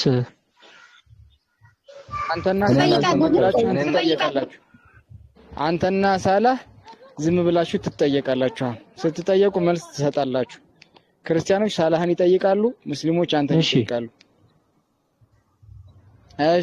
እሺ መቅደስ አትጠይቅም? በቃ አንተን ይጠይቃል። መቅደስ ከባውዝ ውጭና ጠይቂ ወይስ እሷ እስከምትመጣ ተመልሳለች? አብሩሜሳ ይጠይቀው። ኦኬ አይዋ ጠይቅ፣ ሳላህን ጠይቂው በተወያዩበት ጉዳይ። ሌላ ርዕስ አያስፈልግም። መቅደስ አውስ ሆነች። አሁን በቃ አብሩሜሳ አንተ ቀጥል። እሺ ስለፈቀዳችሁልኝ አመሰግናለሁ። ምናልባት ሳላህ ከርዕሱ ካልወጣሁ መጠየቅ እችላለሁ አይደለ? ያው ኦኬ ሙስሊሞች ካላችሁ ደግሞ ከርዕሱ ጋር በተያያዘ የምትጠይቁት ካለ ጠይቁ፣ ካልሆነ እኔ ጥያቄን እቀጥላለሁ ማለት ነው። ጠይቅ ግን እኔ ጨርስና ወይ ውይይቱን ጨርሰን ተጠያየቁ እናንተ። እኔ ልወጣም ስለሆነ ክርስቲያኖች ካላችሁ ገብታችሁ እኔን መጠየቅ ትችላላችሁ። ሙስሊሞች ደግሞ ጥያቄ ካላችሁ አክሊሉ መጠየቅ ትችላላችሁ። ጥያቄ ካሌላችሁ ግን መዝጋት እንችላለን እኮ። እኔ የምጠይቀው ጥያቄ ስላለኝ ግን ይሄ ውይይት ከተዘጋ በኋላ ጥያቄ ትጠይቃለህ አንተ። ውይይቱ ግን ይዘጋ። ቆይ ትጠይቃለህ። ኔትወርክን ጥሩ አይደለም። አዎ 8 ደቂቃ ተሰቆይ 8 ደቂቃ ተሰጥቶ አወራህበት እንጂ ሳላህን ጠይቀው ተብለ 8 ደቂቃ ተሰጥቶ ነበር፣ አልተጠቀምክበትም። ስለዚህ እኮ በመጽሐፍ ቅዱስ ጠይቀው ነው እኮ የተባልኩት። ምን ልጠይቀው? አይ ስለ እስልምና ልጠይቀው ፈልጌ ነበር ግን አይፈቀድም ተባልኩት። አይደለም በተወያያችሁበት ላይ ተባልኩት። አሁን ስለ መጽሐፍ ቅዱስ ምን ብዬ ልጠይቅ? አይደለም ተረጋጋ። በተወያያችሁበት ጉዳይ ላይ እሱ በጠየቀህ ጉዳይ ሲያስረዳ በነበረበት አይመችማ ማለት እኔ የማምነውን ነገር ምን ብዬ ልጠይቀው? አይ በቃ ችግር የለም። ምንም ችግር የለም። ስለዚህ አሁን ሳላህን የመጠየቂያ ሰዓት አልፏል። አሁን አብሮ መይሳ በተወያያችሁበት ላይ ይጠይቃል። ጥያቄውን በማስረጃ አድርገህ ትመልሳለህ። የላ ኦኬ። እኔ የሚጠይቀኝ ልውጣ። ማን ነው የሚጠይቀኝ? ብሮ እኔ መውጣት አለብኝ። የሚጠይቀኝ ካሌለ ልውጣ። ጀዛከላሁ ኸይረን ሳለህ። የላችሁም የምትጠይቁት? በኋላ እኛ ጥያቄ ነበር እንዳትል። ችግር የለውም ሳለህ። ጀዛከላሁ ኸይረን። እንትን አስቸኳይ ከሆነ መውጣት ትችላለህ ሳለህ። መርሐባ። አብሮ መይሳ የምትጠይቀው ጥያቄ ካለ ጠይቀው፣ ከሌለክ ደግሞ እሱ ይጠይቅ። በእስልምና ጥያቄ አለኝ እያለ ስለሆነ ቀጥል። አብሮ መይሳ በቃ አንተ ጠይቅ፣ ችግር የለውም። የኔን እመጣበታለሁ። ያንተም ጥያቄ እናስተናግድና ከዛ በኋላ ወደ ራሴ ጥያቄ ደግሞ እመጣለሁ። ችግር የለውም። ያው መብትህን መጋፋት መስሎ ከታየ ቀር እንዳይለ ብዬ ነው ያስቀደምኩት። ቆራረጣልኝ። ጠይቅ ነው የተባልከው። እስኪ አልሰማሁም ነበር፣ ይቆራረጥ ነበርና ምንድን ነው ያልከው? ሶሪ። የኔን ጥያቄ በተመለከተ ያንተን ጥያቄ ካስተናገድን በኋላ የኔን ጥያቄ ያስከትላለሁ። መጀመሪያ አንተ በአንተ ርዕስ ላይ ወይንም ደግሞ በአንተ ነጥብ ላይ ስለተወያያችሁ አሁን ያንተን ጥያቄ አቅርብና ጥያቄ ከተመለሰልህ በኋላ የራሴን ጥያቄ ደግሞ ጠይቃለሁ ነው ያልኩት። አንተ በእስልምና ላይ ያለህን ጥያቄ አምጣ ወይንም ጠይቅ።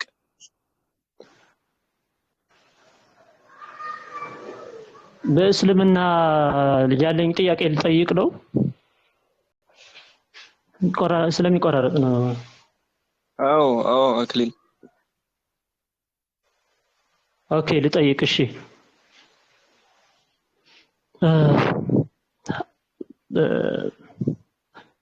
እናንተ ለምሳሌ አንድ ሰው ሐሳብ አለው አይደል? ሐሳብ ማሰብ ህይወት እንዳለው ታምናለህ? በእናንተ ማለት ነው። በእናንተ አክሊል እኔ ማስተናገደህ ጥያቄ ይኸውልህ በእስልምና ላይ እንዲህ አይነት ነገር አለ ብለህ እኮ በእናንተ አለ ወይስ የለም ነው ነገር እንድጠይቅ ነው። ምን እኮ አለ ወይስ የለም? በእናንተ ሰው ሐሳብ እንዳለው ማሰብ እንዳለው ህይወት እንዳለው አለ ወይስ የለም በእናንተ? ይሄ እምነታዊ ጉዳይ እኮ አይደለም። ይሄ እምነታዊ ጉዳይ አይደለም። እምነታዊ ጉዳይ ጠይቅ እኮ። እምነታዊ መሆኑን ይሄ ቀደም ተከተል ስላለው ነው እንጂ ዝም ብዬ ይሄንን ብቻ ልጠይቅ አይደለም የጠየቅኩት። ቀደም ተከተል ስላለው ነው። ስለዚህ አለ ወይስ የለው ሰው ሐሳብ እንዳለው የሚገልጽ ወይም የሚያስረዳ ነው። ግን ቆይ አክሊል እኔ ምንም ሰብር የሌለኝ ነገር መቼም ዝም ብሎ አቡሮ መይሳ ምንድን ነው የጠየቀ? አቡሮ መይሳ የጠየቀ እስልምና ላይ ጥያቄ ካለህ ጥያቄ ጠይቀኝ እያለህ ነው እኮ። እየጠየቅኩ ነው። ጥያቄ ጠይቀኝ። አሁን አስማ አላህ እኮ አይደለም አንተ እያወራህ ያለው ሌላ በቃ እስልምና ላይ ሰው በቃ ችግር የለውም። አቡ ኢምራን መጠየቅ ያለበትን አካሄድ ምናልባት ግልጽ ካልሆነለት እኔ ላስረዳ። አክሊል ለምሳሌ አሁን ለጠየቀ ያልኩት ጥያቄ ሊገባህ ይችላል። በክርስትና አስተምህሮ እንዲህ አይነት ነገር አለ፣ እዚህ ቦታ ላይ እንዲህ አለ፣ እዚህ መጽሐፍ ላይ እዚህ አንቀጽ ላይ እንዲህ ይላል። እንዴት ይሄ ነገር ኖረ ወይንም እንዴት ይሄ ነገር አልኖረም? እምነታዊ ጉዳዮችን ጠይቅ። ይህ ማሰብ ሐሳብና ህይወት የሚለው ይሄ ስነ ተፈጥሮ ስነ ሕክምና ወይንም ደግሞ ስነ ተፈጥሮ የሚባለው ማንኛውም ሰው የሚያውቀው የሆነ እምነት ተደርጎ ሊያዝ የማይችል የሆነ ነገር አይደለ? ቀደም ተከተል አለው ነው ያለው። ይሄንን ብቻ በጠየቅ ነው። አዎ ትክክል ነበር። ይሄንን ብቻ ግን አይደለም። ቀደም ተከተል አለው ያልኩኝ ነው። ቀደም ተከተል ስላለው በመጀመሪያ ይሄንን መልሱልኝ። አዎ እንዳለው እኮ እርግጠኛ ነኝ። ግን አንተ አዎ እንድትለኝ ስለፈለኩኝ ሰው ህይወት አለው ወይ? በቃ ሰው ማሰብ ሐሳብ ህይወት አለው ወይንስ የለም? የሰው ልጅ ህይወት እንዳለውም አላህ Subhanahu Wa Ta'ala እንደሰጠው በቁርአን ላይ ይናገራል። በቃ እሱ ችግር የለውም። አይ አለው እንበል ልናሳጥረው ማለት ካለው ችግር የለውም። ሐሳብ ማሰብ ህይወት እንዳለው እናውቃለን። እሱ ሐሳብና ማሰብ ልዩነታቸውንም አይገባኝም፣ ልዩነታቸው አይታየኝም። ማሰብና ሐሳብ የሚለው ካንተ የሰማሁት ከሌላ ሰው የሰማሁት ስለማሰብ ስለማሰብና ሐሳብ አላውቅም። እሺ እስልምና ማሰብና ሐሳብ ይባል አገላለጽ አላውቅም። ስማ አክሊል ልዩነቱ ልንገርህ ልዩነቱ ግን አካንቱ ጋር ፐርሰናል ቆይ አክሊል አቡ ኢምራን አክሊል ቆይ ይሄ ማለት ነው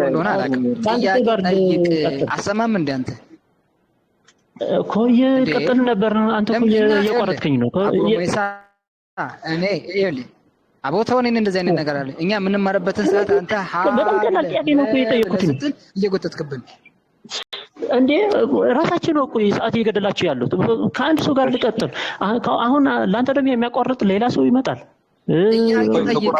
እየሰማን አክሊል አልገባም እንዴ አንድ ጊዜ ልጠይቃችሁ እንዴ በቃ ይሄ እኮ መልሶልኛል እኮ አማርኛ ችግር አለበት ይመስለኛል። እስኪ ምንድነው ለመጠየቅ የፈለከው አክሊል? እኮ አሁን አንቺ እሺ ትጠይቀኛለሽ ልመልስልሽ ደግሞ ሌላ ሰው ይገባል እኮ ወይ አንተ የመልሰው ጋር ጥያቄ እየጠየቅክ ነው። ጥያቄህን ግልጽ አድርጋ ወይ ከቁርአን ወይ ከሐዲስ አምጣና ጠይቅ። ወይ ግልጽ አድርጋ የግድ መጥቀስ አለብኝ እኮ እናንተ ናችሁ እኮ በእናንተ በቁርአን ወይ በሐዲስ እንዲህ የሚል አለ ወይ ብዬ ጠየቅኩ። አዎ አለው አለኝ ልጁ። በጣም ጥሩ ልቀጥል እኮ ማሰብና ሐሳብ ግን አልገባኝም ማለት ስለሱ ልቀጥል። ስለሱ አላውቅም። አሁን ስለማሰብና ሐሳብ ስላልከው በዚህ አገላለጽ ራሱ የመጣ ነገር አላውቅም። ገባህ አይደለ? ይሄንን ተወውና ይሄንን ልቀጥልበት እንጂ አዎ እሺ ሐሳብና ማሰብ ማለት ምንድነው መሰለህ? ማሰብ ማለት ልቦና ማለት ነው። ወይም ችግር ማሰብ የሚለውን ተው ችግር የለም። ልቦናና ሐሳብ ልቦናና ሐሳብ እና ህይወት እነዚህ ሶስት ማለት ነው። እነዚህ እንዳሉት ያስረዳል። አሁንም በአይናችን እያየነው ነው። ሰው ሐሳብ እንዳለው ህይወት እንዳለው ልቦና እንዳለው እናውቃለን ማለት ነው። እሺ እነዚህ ግን ራሳቸውን የሚቆሙ ሳይሆኑ በአንድ አካል የሚጠቀላቸው አካል ያስፈልጋቸዋል ሰውነት የሚባል እንጂ ያለ ሰውነት የሚቆሙ አይደሉም አይደል? ይሄንን ከመለስክልኝ የመጨረሻውን አንተ ጥያቄ ብቻ ልጠይቃለሁ ማለት ነው። ራሳቸውን የሚቆሙ ሳይሆን ታዲያ በአንድ የተጠቀለሉ ናቸው በሰውነት በሚባል አይደል? ቀጥል በጣም ጥሩ ቴንክ ዩ። የመጨረሻው ደግሞ ምንድነው መሰለህ? ይሄ ሰውነት የሚያስፈልጋቸው ነው። ራሳቸውን የሚቆሙ አይደለም ማለት ነው። የሚጠቀላቸው አካል ያስፈልጋቸዋል። እሺ ለፈጣሪ ግን ለማሰቡ ለሐሳቡ ለህይወቱ የሚጠቀለው አካል አያስፈልገውም። አለቀ። ምንም ነገር በፍጹም የሚጠቀለው አካል አያስፈልገውም ማለት ነው። ወይ ያስፈልገዋል ወይ አያስፈልገውም ብለኝ በዚህ ላይ እሺ ይሄንን መልስልኝ። አዎ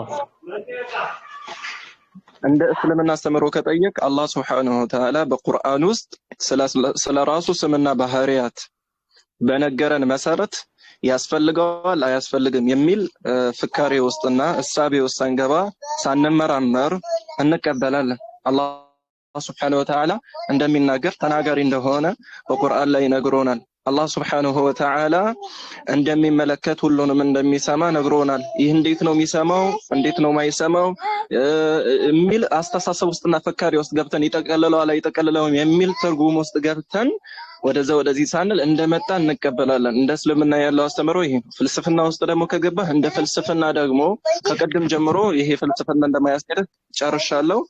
ይሄ ነው መልሱ። ቴንክ ዩ አዎ ቴንክ ዩ። አሁን በዚህ ላይ እንትን ልበልህ። በመጀመሪያ አንተ ትክክል የተናገርከው ነገር አለ። የመጣልን ነው የምንቀበለው ላልከው ማለት ነው።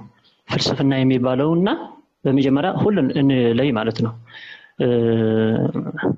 ፍልስፍና ማለት ምን ማለት ነው? ለምሳሌ እግዚአብሔር የራሱ የሆነ መለኮታዊ አካል አለው። እጅ አለው። ለምሳሌ እጁ ምን ይመስላል ብለህ ለማወቅ የምትጥር ከሆነ ስታስብ ራሱ ኃጢያት ነው። በእኛ እንዲህ አንልም። ስለዚህ አንተ ያላወቀው ነገር ግን ምንድነው? ፈጣሪ የሚያስፈልገው እና የማያስፈልገው ማለት ነው። በእኛ የተገለጸ ነገር ነው። ፈጣሪ ምንም ነገር አያስፈልገው። አሁን አንተ ግን በቁርአናችሁ ወይም በሐዲሳችሁ ለዚህ አያስፈልገውም የሚል ስለሌለ ትክክል ነህ። በቃ አላውቅም ነው ያልከው ማለት ነው። በዚህ ላይ የተገለጸ ነገር ስለሌለ አላውቅም ነው ያልከው ማለት ነው። ግን ትክክለኛ መሆን ያለበት ግን ቁርአናችሁ ወይም ሐዲሳችሁ ስላልገለጸው አላውቅም ማለት የለብህም። ያስፈልገዋል ቢል ትቀበለዋለህ ማለት ነው። ስለዚህ ህሊናህን የሚመሰክርልህ ፈጣሪ ምንም ነገር አያስፈልገውም ብለህ ስሪ ማድረግ በመጨረሻ እየጠየቀው ነው።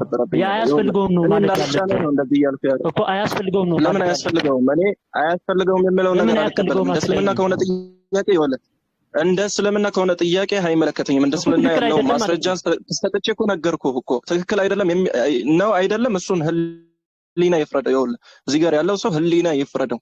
አሁን ጥያቄው ተመልሶልሃል አልተመለሰልህም?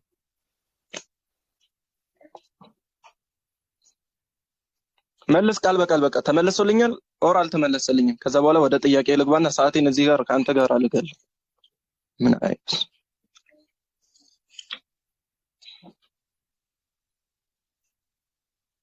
አይሰማህም? ሚዩት አድርጋል።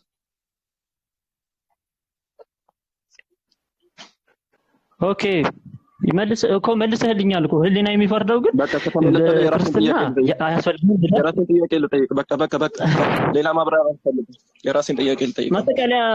ማጠቃለያ ሰጥተሃል አንተ እኮ ልስጥ ነው። ስለዚህ ጉዳይ ማጠቃለያ ልስጥ። አሁን የራስን ጥያቄ ነው የምጠይቀው። አክሊሉ የራስን ጥያቄ ነው የምጠይቀው። ለጥያቄው ዝግጁ ነህ?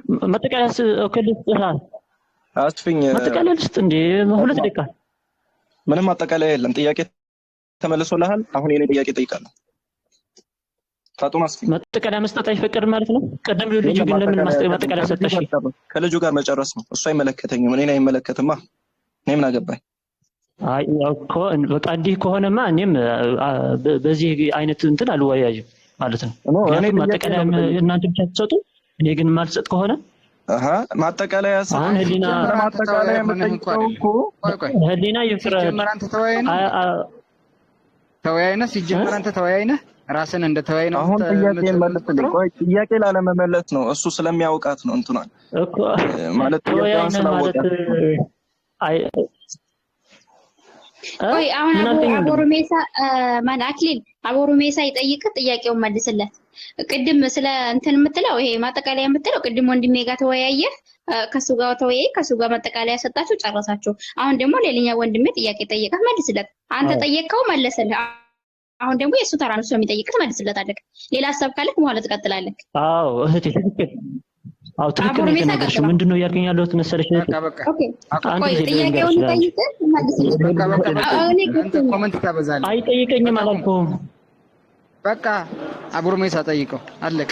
አቡሩሜሳ ጥያቄውን ጠይቅ። ገድለ መባጽዮን ገድለ ድርሳነ መድኃኔዓለም ወገድለ መባጽዮን የሚለው ድርሳን ላይ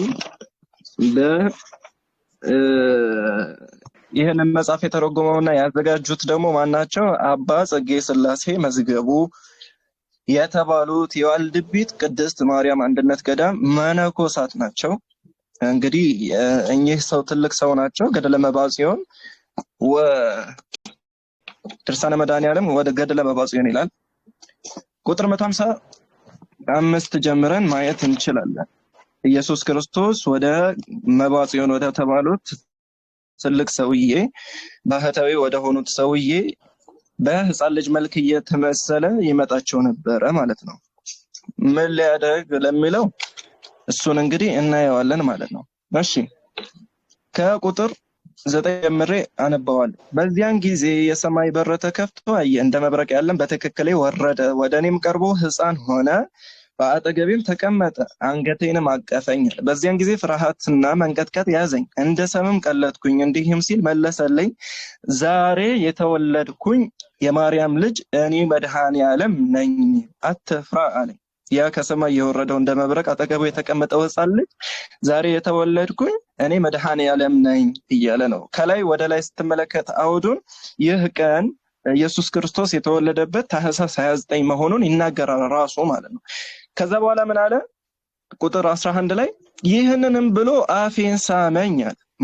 ህፃኑ ልጅ መባጽዮንን ያንን ሽማግሌ ሳመኛል። ከጣዕሙም ብዛት አለ። መሳሳብ ሲባል እናንተ ሰላምታ መሰጣጣት ነው ትላላችሁ፣ ግን እስከ ማጣፈጥና ጣዕሙን እስከ መለየት ደረጃ መሳም ማለት ሰላም ማለት ነው ወይ? አንድ ሁለተኛ ቀጥሎ ምን አለ?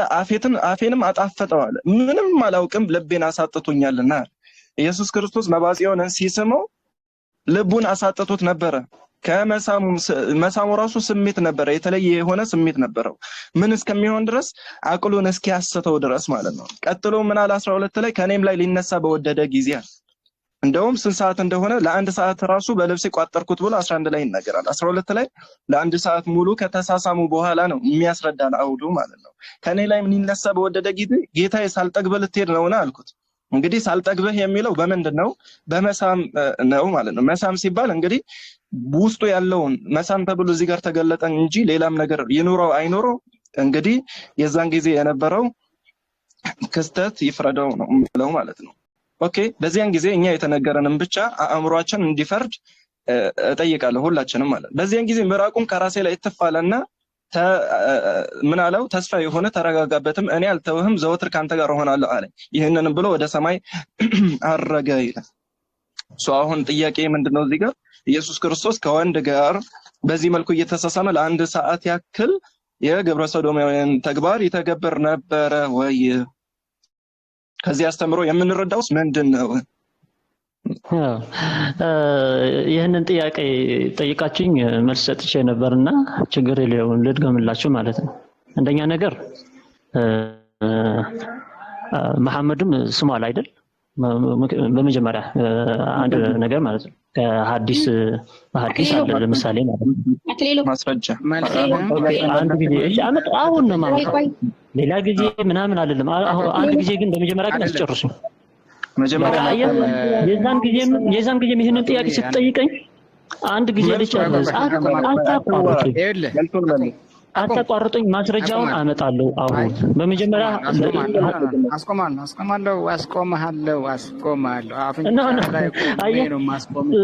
ቅድም ይሄንን ስትጠይቀኝም ማለት ነው ቅድም ይሄንን ስትጠይቀኝ ባለፈው ይሄንን ስትጠይቀኝም ለመስጠት አልቻልኩም፣ ምክንያቱም ተቋርጠኝ ነበር። እኮ አንድ ጊዜ መልስ አለህ የለህም? በቃ እየመለስኩልህ ነው። እንዴት ነው መልስ እንዳለኝና እንደሌለኝ የምታውቁት? ከተናገርኩኝ በኋላ ነው። ከተናገርኩኝ በኋላ ነው። ስለዚህ መናገር አለብኝ። ትመልሳለህ አትመልስም እኮ ልመልስልህ። በመጀመሪያ ስማኝ። ቀጥታ ነው የምትመልስልኝ። አብራራ እስኪ እህቴ የትክክል ነው እያደረገ ያለው ልጅ። እስኪ ንገሪኝ እስኪ ማቋረጥ ትክክል? ኧረ ቆያችሁ ልናገር ነው።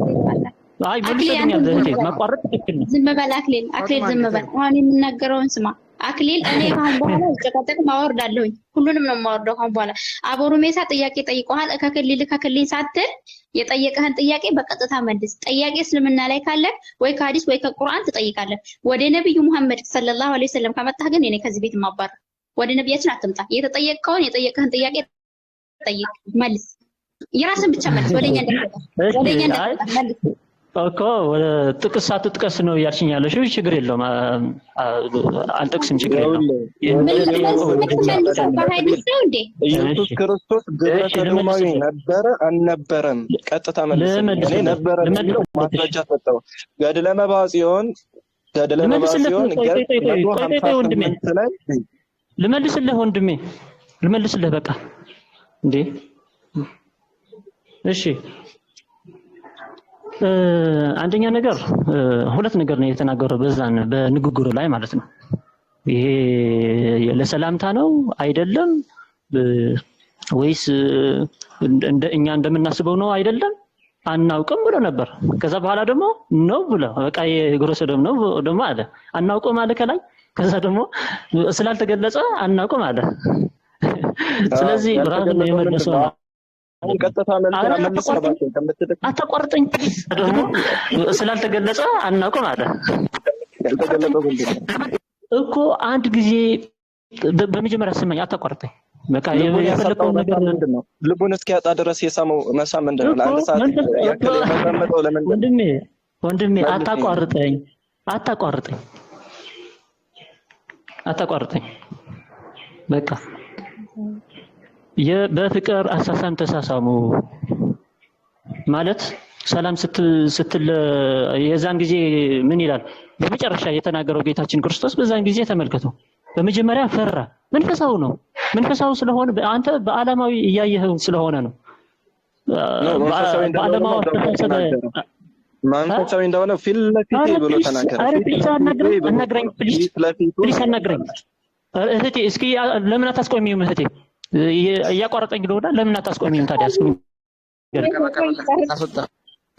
ይጨርስ ቆያችሁ እስኪ ተናገር። በቃ እኔ እንደዚህ በቃ እንደዚህ እኔ ገና ብዙ አለኝ።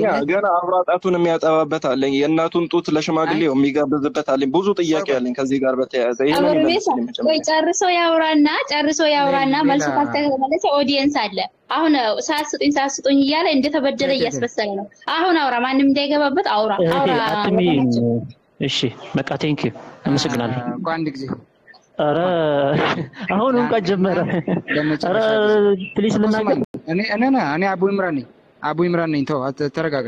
አቡ ኢምራን ነኝ እኔ። ለመጨረሻ ጊዜ እድል ተሰጥቷል። ይሄን እድል ተጠቀምበት። ከዚህ በኋላ እንካ ሰላምታ ካልክ ወደ ታች ትወርዳለህ።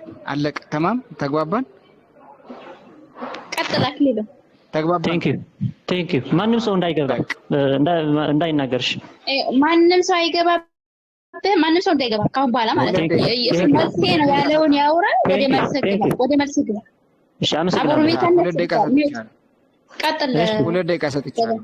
ሁለት ደቂቃ ውስጥ ሀሳብን ጨርስ። ከዛ በኋላ እንትን ሀሳብ አይኖርህም፣ መሰነባበት ነው። እሺ በቃ አሁን ያዝ፣ 2 ደቂቃ ያዝ። አሁን ካለስ ማንም እንዳይገባበት ሀሳቡን ይጨርስ።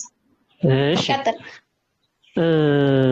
ከአውዱ ራሱ እንደምንመለከተው በመጀመሪያ ይህንን አሁን እሱ ራሱ እንደተናገረው እንደማይገልጽ ራሱ በራሱ አንደበት ተናግሯል። ይህንን ስላልተገለጸ አናውቅም። የዛን ጊዜ የነበረ ሰው ያውቃል ብሎ ነበር። በቃ ይህንን ስለዚህ መንፈሳዊ መሆኑን ደግሞ እኔ አውቀዋለሁ። መንፈሳዊ መሆኑን ከምንድን ነው የምንረዳው? ሲመጣው ፈራ። ምክንያቱም መለኮታዊ ነው ጌታችን ክርስቶስ ማለት ነው። ጌታችን ክርስቶስ መለኮታዊ ስለሆነ በጣም ፈራ። ከዛ በህፃን መልክ ተመስለው መጣ ማለት ነው። ምን ይላል መጽሐፍ ቅዱስ? እንደ የእግዚአብሔር ትእዛዝ ማለት ነው። የእግዚአብሔር ፍቅር ከሁሉም እንደሚበልጥ ከሁሉም ነገር እንደሚበልጥ ነው የሚያስረዳው። ይህን ብቻ ሳይሆን ይህንን ጥቅስ ብቻ ሳይሆን ይህን መንፈሳዊ እንደሆነ የምናውቀው ደግሞ በመጨረሻ ምን ብሎ ነበር? ሁሉ ጊዜ ካንተ ጋር ነኝ አለው። በቃ ፍቅር ነው ይሄ፣ መንፈሳዊ ፍቅር ነው። በዛ አይን ነው የምናየው። አሁን ያንተ ማስረጃ ስለሌለ ያንተ ማስረጃ እንደሌለ በቃ ራስህ ተናግረሃል ማለት ነው። የተገለጸ ነገር የለም ብለሃል። በቃ ያልተገለጸው ነገር ደግሞ አትናገር። ከዛ ሌላም ታሪክ አለ። የጌታችን ክርስቶስ ስዕል አለ። ለምሳሌ ቅዱስ ዮሐንስ ስዕሉን ስሎታል። ከሳለው በኋላ ግን ለብዙ ዓመታት እንደውም ለአንድ ዓመት ብቻ አይመስለኝም ካልተሳሳትኩኝ፣ ለብዙ ዓመታት ሳመው ስዕሉን። ፍቅር ነው። በዚህ መንገድ ነው የምናየው። አውዱ ነው ከመጀመሪያ ጀምረህ እስከ መጨረሻ ነው ማየት ያለብህ። ስለዚህ መንፈሳዊ ነገር ነው ይሄ፣ ወደኛ እንዳተርጉመው። ከዛ በሁለተኛው ልጠይቅህ ደግሞ ወለደ ካጨረስክ ኦኬ ሶሪ እሺ እናመሰግናለን። እሺ ለነበረን ቆይታ በጣም አድርገን ከሌሎች ክርስቲያኖች ጋር እንወያያለን። ጥያቄ አለኝ። ሰላም አለይኩም። ወአለይኩም ሰላም። لا حول ولا قوة الا بالله። አቦሩሜሳ ይናገር፣ ሌሎች ሚውት አድርጉ። እየተወያየ ያለው አቦሩሜሳ አይደለም። መኪ አንቺ ሚውት አድርጊ። እሺ ማብራራት ካስፈለገ እኔ ማብራራት እችላለሁ። አሁን ለምሳሌ መባጽዮን አቦሩሜሳ ቀጥል አንተ። አክሊሉ ለነበረን ቆይታ እናመሰግናለን። ቻው። እሺ ቀጥል አቦሩሜሳ። እሺ አውረጆ የሚወጣ ከሆነ የመለሰው መልስ ምንም ለኔ አይደለም፣ ለኔ ይቅርና እንደው ለህፃን ልጅ ራሱ የማያሳምን ነገር ነው የተናገረው። እኔ መጽሐፍ ይዤ ስናገር እሱ ከራሱ የሚናገረው እንደ ማስረጃ አድርጎ ይቆጥራል። በጣም የሚገርም ይሄ እንደ ውይይት ራሱ አንድ የውይይት ስርዓትን የጣሰ የሆነ ነገር የራስን ንግግር እንደ ማስረጃ አድርጎ ማቅረብ የውይይት ህግን የጣሰ የሆነ ተግባር። እኔ መጽሐፍ ገልጬ መጽሐፉ የሚለውን ነገር እያብራራው ስል በሚገባችሁ መልኩ ሳነብላችሁ እሱ ግን እንደዚህ ማለት ነው ብሎ አንድ ማስረጃ እንኳን አይደለም ማስረጃ ይቀርና የማስረጃ ሽራፊ እንኳን ሳያቀርብ ንግግሩን የራሱ ማስረጃ አድርጎ ሊያቀርብ ይሞክራል። ይሁን ችግር የለውም። ይህንን የሚያደርግበት ምክንያት አንደኛ ምናልባት ካለማወቅ ሊሆን ይችላል ወይንም ደግሞ ሁለተኛ መልስ ስለሌለው ሊሆን ይችላል። ችግር የለውም እንረዳዋለን። አለኩል ሐል መልስ ስለሌለው በቃ ጥያቄን ጨርሻለሁ፣ መውጣት ትችላለህ። ሌሎቻችሁ ጥያቄ ካላችሁ መጠየቅ ትችላላችሁ። ሽኩራን አብሮ ሜሳ እናመሰግናለን። በመሰረቱ እኔ ሁለት ውዝር የምሰጠው ነገር አለ። አንደኛ የቋንቋ ችግር እንዳለ አንደርስታንድ አድርጌያለሁ፣ ሁላችሁም እንደሰማችሁት። ሁለተኛ ነገር ደግሞ ምንድነው ተምታቶበታል፣ ገብተዋል። አሁን እሱ ሲማረው ሲኖርበት የነበረው እምነት ላይ በቃ የሆነ ብዥታ ውስጥ እንዳለ ነው የተረዳሁት። ይሄ ሐሳብ የሚለው ነገር እሱ ውስጥ የሰረጸው ነገር ከዛ በኋላ እነዚህ ነገሮች ለስላሴ ምሳሌ ተደርጎ የተሰጠበት ነገር ጭንቅላቱ ላይ እሱ ውስጥ ሴፍ ተደርጓል። ስለዚህ ይሄንን ነገር እንዴት አድርገን ነው እንትን የምትለው ባይብሉ ላይ የሚለውን ነገር ነው። አሁን እሱ የተሞላው በስብከት። ስለዚህ ይሄን የስብከቱና ባይብሉ ላይ ያለው ሐሳብ ስለሚለያይ የማይገናኝ ነገር ነው። በተለይ ኦርቶዶክስ ደግሞ ስለሆነ አሁን ድርሳንና ገድላት ላይ ሲገባ ከባድ ነው እና ያ ስለሆነ ነው ከሌሎች ወገኖቻችን ጋር መቀጠል እንችላለን።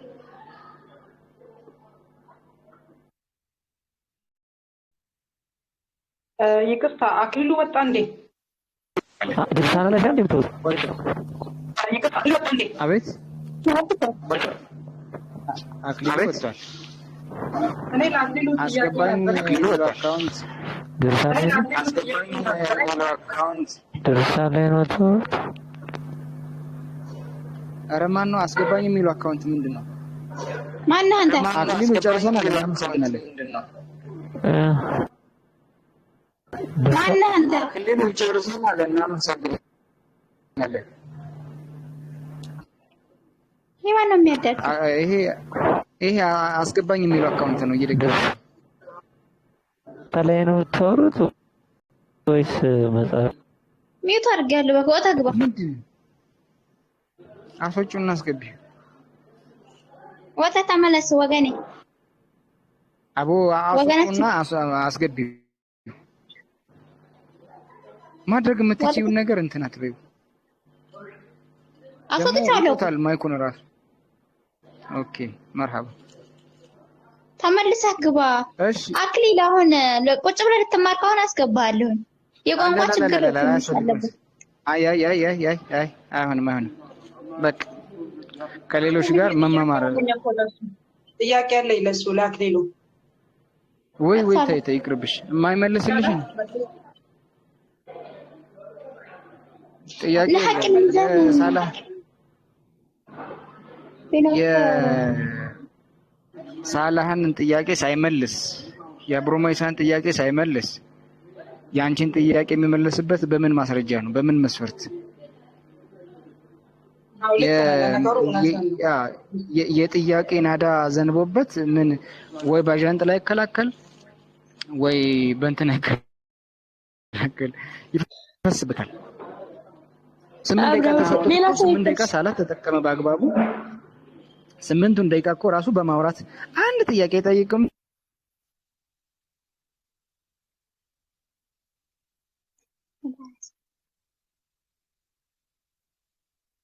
እሺ ሌላ ክርስቲያን ከመጣ አስገቡኝ፣ ወይም እንትን የምትይኝ ከሆነ ፋጡም የምታስወጪኝ ከሆነ ክርስቲያን ከመጣ አስገቢኝ። ጥያቄ ያለኝ ስላሴ ለሚባሉ ሰዎች ለሐቅል ሚዛን ልኬለታለሁ፣ ግን ኔቱ እያስገባው አይደለም። ኔት የለውም። ይሄው ልኬለታለሁ። ቆይቻለሁ ካላኩለት እንዴ ዙሁር አዛን ብሏል፣ ልሰግድ ነው።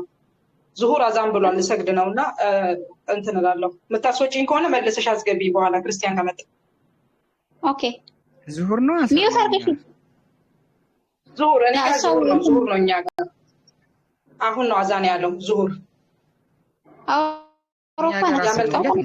አውሮፓ ነሽ? አውሮፓ ነኝ፣ አውሮፓ ሀገር ነኝ እኔ። አሁን ነው አዛን ያለው። ቁጭ ካልኩኝ ያመልጠኛል። ቶሎ ብዬ እንቀድማችኋለን። ቀድመናችሁ እናንተ ትቀድማላችሁ፣ እኛ ደግሞ ከእናንተ በኋላ ነን። መግሪብ ስትሰግዱ እናንተ፣ እኛ አስር እንሰግዳለን። መርሐባ ስናፈጥር ትቆያላችሁ እናንተ። በጣም እንደዚህ ማብላት ታስታውሰኝ።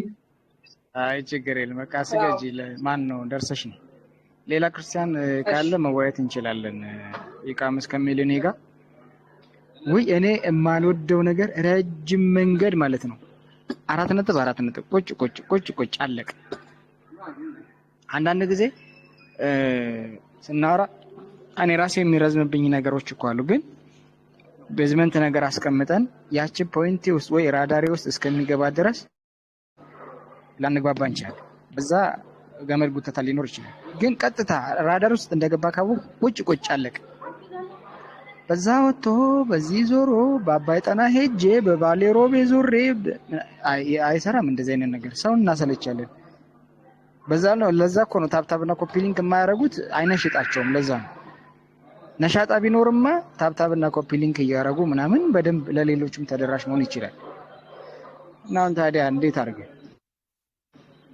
በልመና ነው? አሁን ጠዋት የተከፈተ ቤት በእምኔ ግቢ ሌሎቹ ጋር ቼክ አድርግ። ሰላም አለይኩም ወራህመቱላሂ ወበረካቱ። ወአለይኩም ሰላም ወራህመቱላሂ ወበረካቱ። ወአለይኩም ሰላም ወራህመቱላሂ ወበረካቱ። ደህናሽ? ሰላም ናችሁ? ደህና ነን አልሐምዱሊላህ። አክሊል ያልተጻፈ አታነብ ወገን የታችሁ ሆነ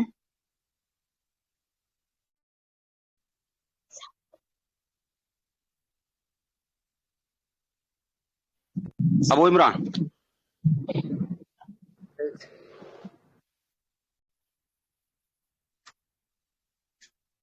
ኔት ያዘኛ አልሰማም ማለት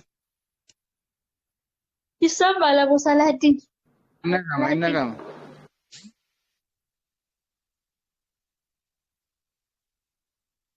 ስላሴን የተረዱ ሰዎች ያሉትን እንትን ልበልና አሁን ክርስቲያኖች ገብቶ ከነዚህ ከሶስት ሰዎች የትኛው ትክክል እንደሆነ እንዲመልሱልኝ ፈልጋለሁኝ። የሚሰማ ከሆነ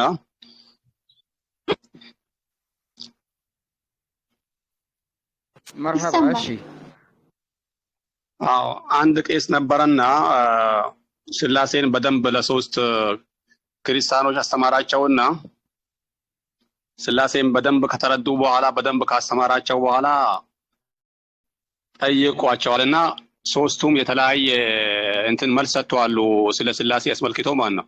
ከነዚህ ከሶስቱ ሰዎች የትኛው ነው ትክክለኛ መልስ የሚሆነው? ከሶስት አንዱን ይምረጡልኝ እስኪ።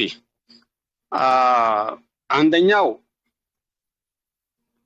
ቄሱ ሲጠይቀው አው እኔ በደንብ ተረድቻለሁኝ፣ ስላሴ ገብቶኛል፣ ስለ ስላሴ በደንብ አስተምረኸኛል አለውና ከዛ ምን አለው?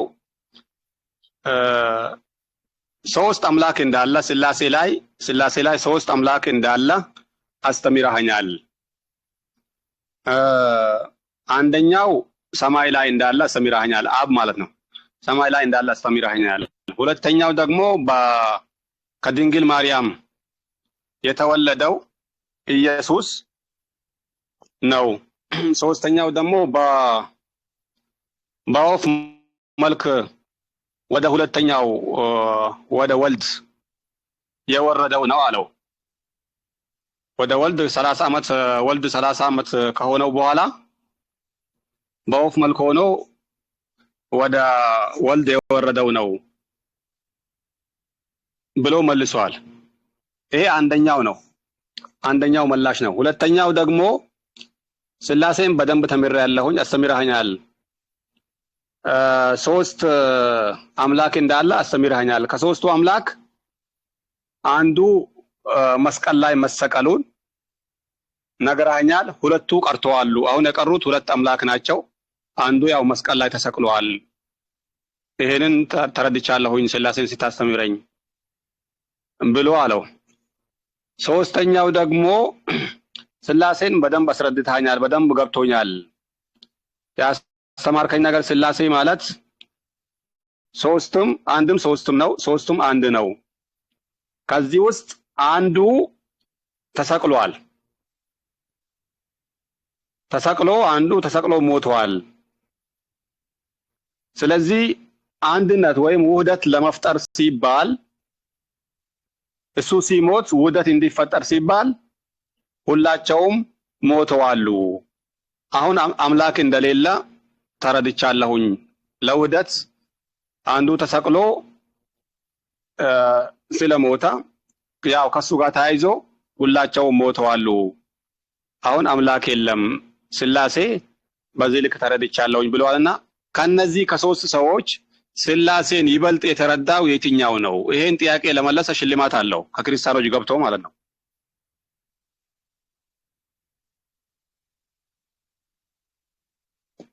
ከመለስከው ራሱ እኔ ሽልማት ይሰማል።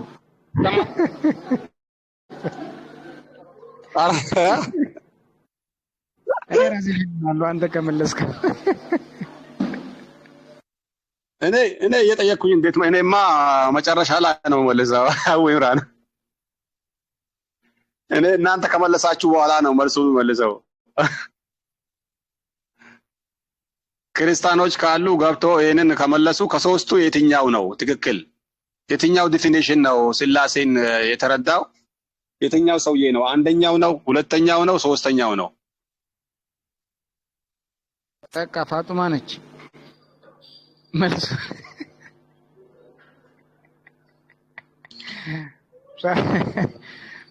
ዛሬ በካሜራ መውጣት አምሯታል። ዛሬ ውር ውር እያለች ነው ካሜራ ላይ። ማሻአላ ልናያት ነው። በስጋ ልትገለጥ ነው መሰለኝ።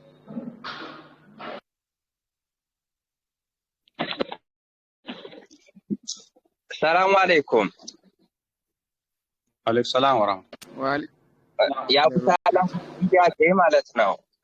አክሊሉ መልሳለሁ እያለ ነው። በጨዋ ደንብ ገብቶ የሚመልስ ከሆነ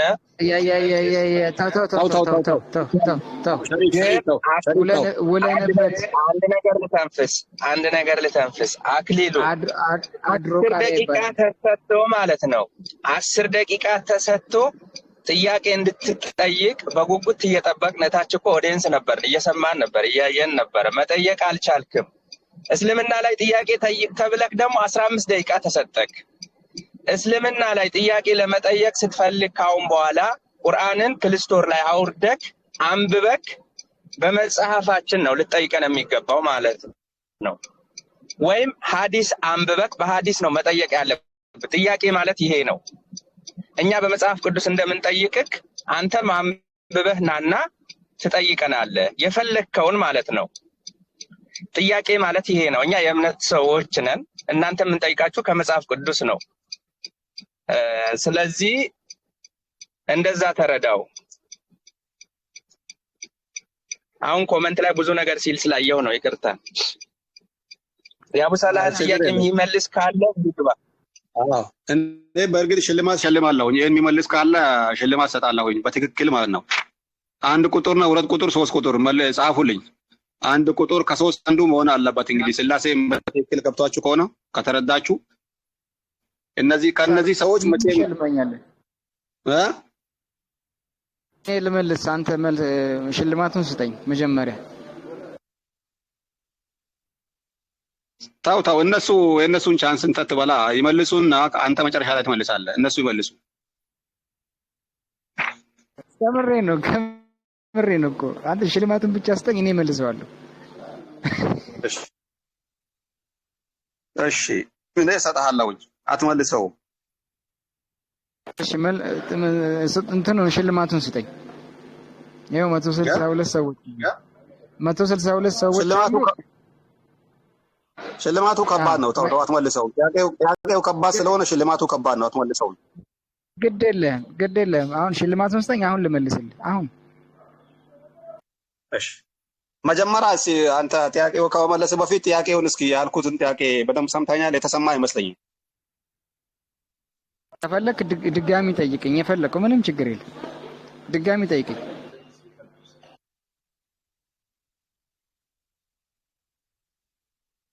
እንግዲህ ቤቱ ከፈቀደ ትመልሳለህ። ግን እኔ መጀመሪያ ለክርስቲያኖች ይሁን ብያለሁ። ክርስቲያኖች ገብተው ይመልሱ ብያለሁ። ከሶስቱ የትኛው ነው ትክክል? ምንም ችግር የለውም። እኔ መልሳለሁ ብጠይቅ። ከዛ መልሱን ግን ምንድነው ሽልማቱን ከሰጠኝ በኋላ ነው መልስ የምሰጥ። ሳይመለስማ ጥያቄ እንትን ሽልማት የለም። መጀመሪያ መመለስ አለበት። ጥያቄ ሳይመለስ እንዴት ሽልማት ይሰጣል?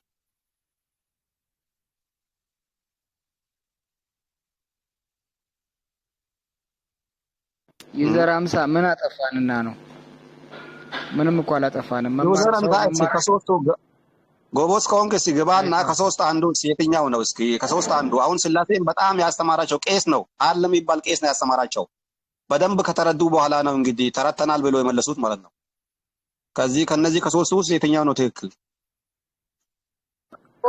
እንትኑን ሽልማቱን ስጠኝ እኔ ልመልስ፣ እነሱ አይመልሱልህ። የሉማ አሁን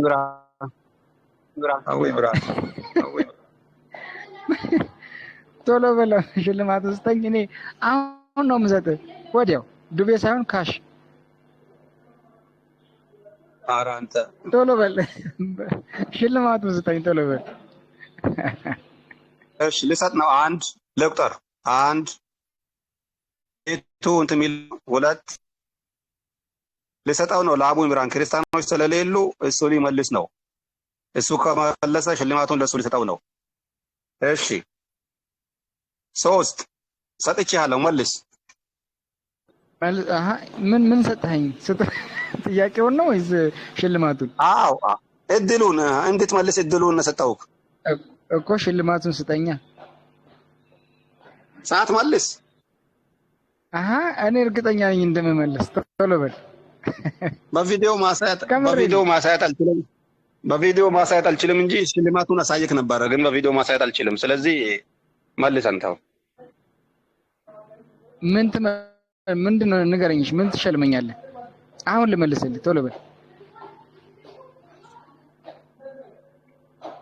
እርግጠኛ ነህ? እርግጠኛ ነኝ። ምን ትፈልጋለህ? ምን ይሁን? ስላሴ ለሁለተኛ ጥያቄ አይኖርህም። በነገራችን ላይ እመልስልሃለሁ። ምን ይሁንልህ ሽልማቱ?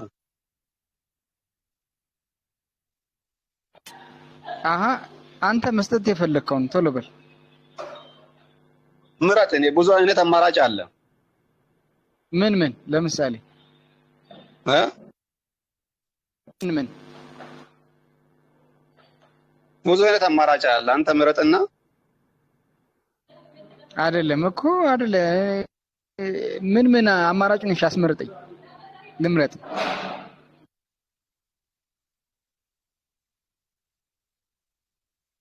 ኧረ እባክህ ተው። ፍሬ ነው። እኔ አሁን ማለት ነው ሁለተኛ ስልክ ላይ እንዳትጠይቅ አድርጌ መልስልሃል። እሺ መልስ። እሺ ሽልማቱን ንገረኛ። ምንድን ነው? ኧረ ሽልማቱ ከባድ ነው። አሁን እንትኖች ብዙ ነገር እየጻፉ ነው። አቡ ኢምራን ክርስቲያኖች የሉም። ክርስቲያኖች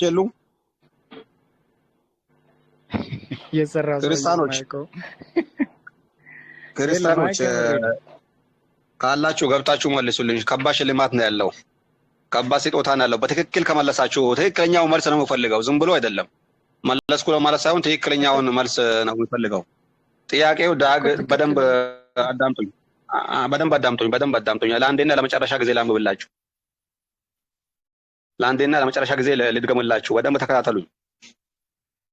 ሶስት ሰዎች ክርስቲያን ሆኑና ክርስቲያን ከሆኑ በኋላ ቄሱ በክርስትና እምነት መሰረታዊ የሚባሉ ትምህርቶችን አስተማራቸው። ከዛ ውስጥ መሰረታዊ ትምህርቶች ከሚባሉት ውስጥ አንዱ ስላሴ ነው። ስላሴ ምንነት ምን እንደሆነ በክርስትና እምነት በደንብ አስረዳቸው፣ አስታጠቃቸው። በደንብ አድርጎ ማለት ነው፣ በኮንፊደንስ በቃ አሁን ተረተናል፣ ስላሴ በደንብ ገብቶናል ብሎ ካሉ በኋላ እሺ እስኪ ስላሴ ማለት ምንድነው ያስረዳኋችሁ ብሎ አንደኛውን ጠየቀው። አንደኛው ስላሴን በደንብ ተረድቻለሁ፣ ገብቶኛል። ስላሴ ማለት ሶስት አምላክ ማለት ነው። ከሶስቱ አምላክ አንደኛው ሰማይ ነው ያለው፣ ሁለተኛው ከድንግል ማርያም የተወለደው ኢየሱስ ነው፣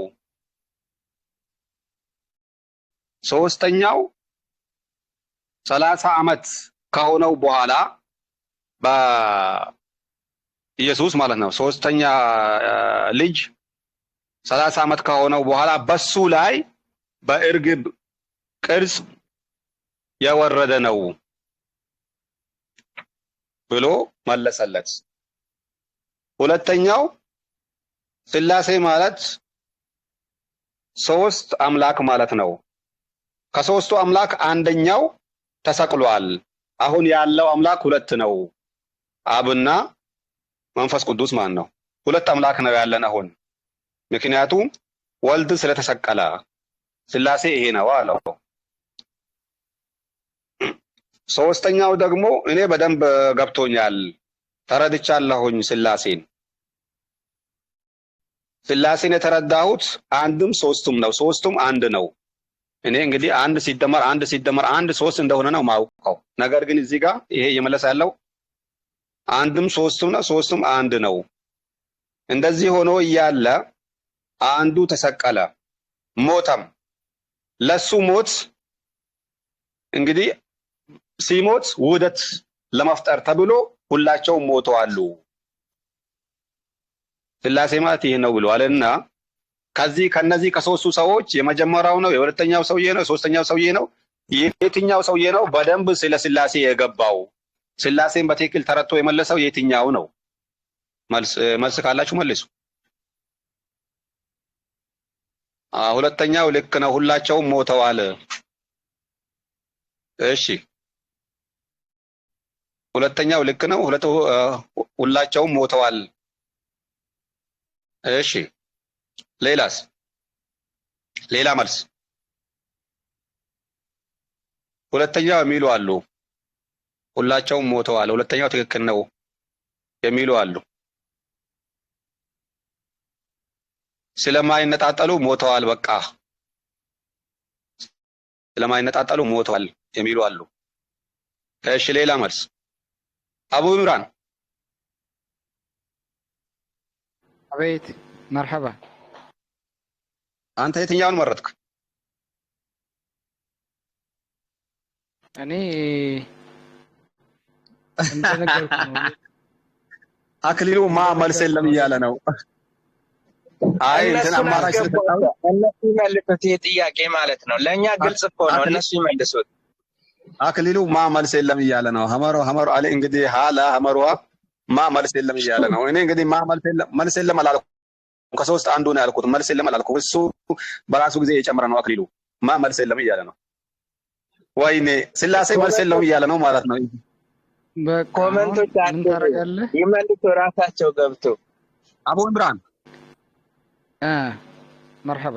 አይ እንትኑን አክሊሉ ስለመለሰው ለሱ ብንሰጠው ሻለም ሲል እንትኑን ሽልማቱን መርሐባሽ ይሰጥ።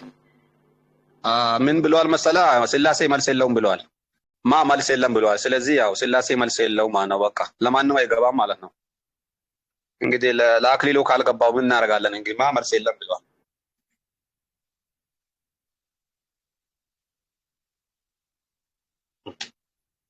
መርሐባ። በቃ ጀማው ይመቻችሁ፣ ፈታ በሉ። በቃ ሌላ ሰው ካለ አስገቡ። እኔም መለሳለሁኝ። መልስ ማምጣት አልቻላችሁም፣ ምንም ማድረግ አይቻልም። ሽልማቱን ሊሰጥ ነበር አቡ ኢምራን፣ አንተ ባልመለስከውም። ስለዚህ እኔንማ ልመልስ ሽልማቱን ስጠኝ ስለማ እምቢ አልከኝ። እኔ እርግጠኛ ነበርኩ እንደምመልሰው። ለማንኛውም እንትን አልክ፣ በቃ ሽልማቱን ፈራ። ጥያቄ ሳይመለስ ቀድማችሁ ሽልማት ስጡ ይባላል እንዴ? እኔ ካፍ ነው የማደርገው። ዱቤ አልፈልግም። አክሊሉ ለምን አታስገቡትም? ላላላላ ስንት ሰዓት ፈጀ መሰለሽ? አሁን ነው እንደመጣሽው? ስንት ሰዓት ፈጅቶ ነው የወረደው? ስንት ሰዓት ፈጅቶ ነው የወረደው? ምንም ጥያቄ እንኳን መጠየቅ አይችል። እሺ መልሱን ልንገራችሁ። በቃ እኔ ልንገራችሁና ልውረድ። በቃ በሉ። ሰላም አለይኩም ወራህመቱላሂ ወበረካቱ። መልሱን እኔ ልንገራችሁና ልውረድ። አቡ ኢምራን ለሌላ ጊዜ ተዘጋጅተህበት ናና ትመልሳለህ።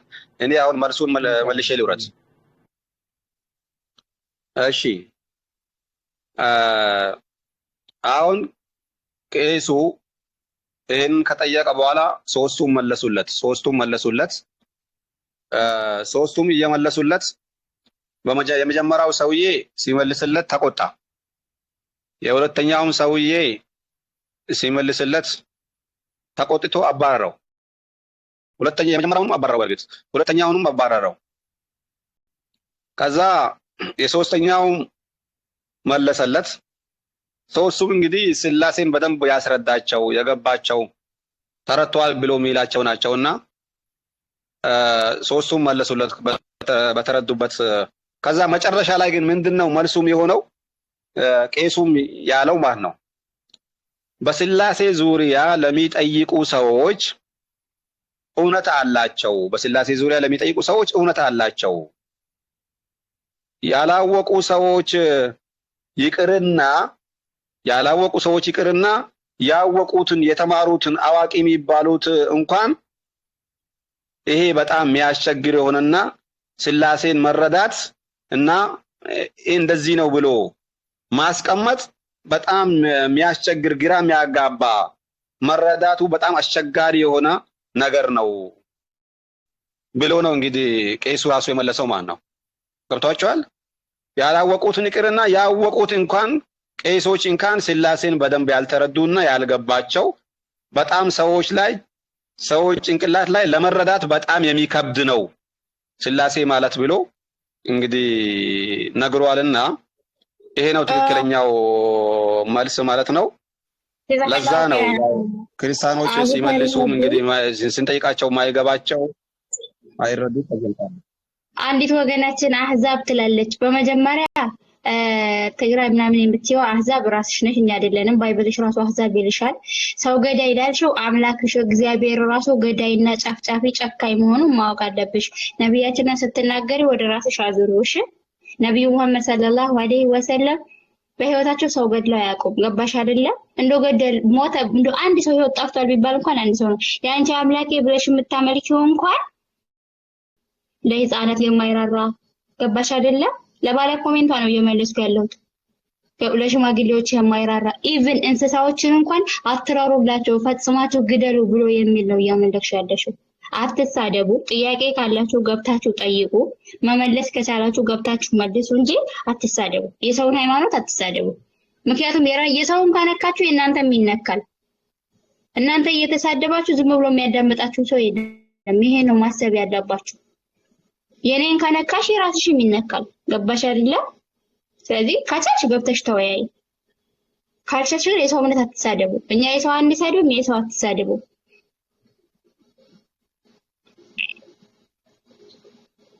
አንቺ ክፍታፍ አይደለሁም እኔ። ገብተሽ መልሺ። ምንድነው ስድብ ነው እንደ ቤተ ክርስቲያን የሚያስተምሯችሁ? አላህ እየረዳቴ ነይ ገብተሽ መልሺ። ጥያቄ እየተጠየቅሽ ነው። አቡ ሰላህዲን ጥያቄህን ቀጥል።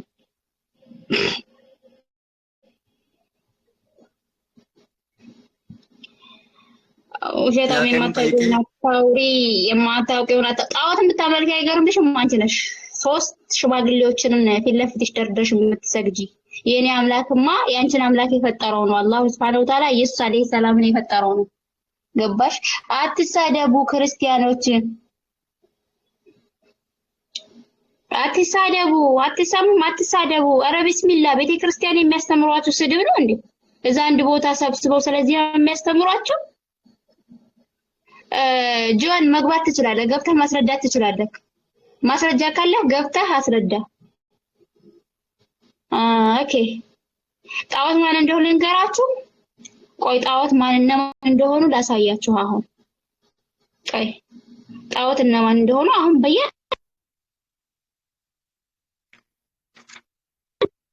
ይሄ ጣዖት ነው።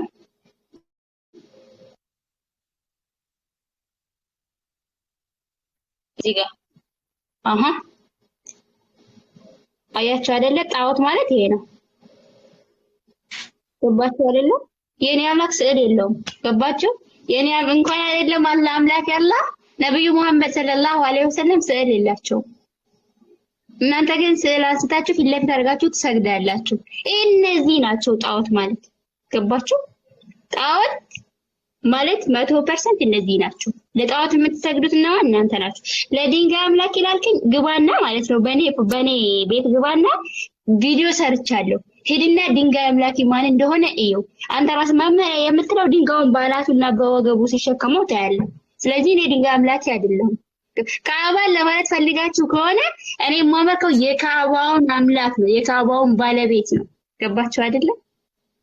አላሁ ሱብሓነሁ ወተዓላ ነው የማመልከው እኔ እንጂ ካዕባ አላመልክም። አትሳደቡ፣ አትሳደቡ፣ አትሳደቡ፣ አትሳደቡ። ስድብ አንፈልግም። ወረበል ካዕባ ማለት ምን ማለት ነው? እስኪ ወረበል ካዕባ ስላልኩኝ ምን ማለት ነው? ፍቹን ታውቀዋለህ? በካዕባው ባለቤት ይሁንብኝ ማለት ነው፣ ለማታውቁት ማለት ነው። ስለዚህ እኛ ድንጋይ አምላኪ አይደለንም። ስርዓት ያዙ። ኮሜንት ላይ ያላችሁ ክርስቲያን አንድ ክሊል እንዲሆንላቸው የምንፈልግ ነገር እኛ ሙስሊሞች ማለት ነው፣ ካዕባን የሚያመልክ ሙስሊም ካለ ጣዖት አምላኪ ነው። እስኪ እናንተ ሰባብቱፋ ማለት ነው። ሰባብቱፋ እስኪ ሞራል ካለሽ ነይ ግቢ ገለቴ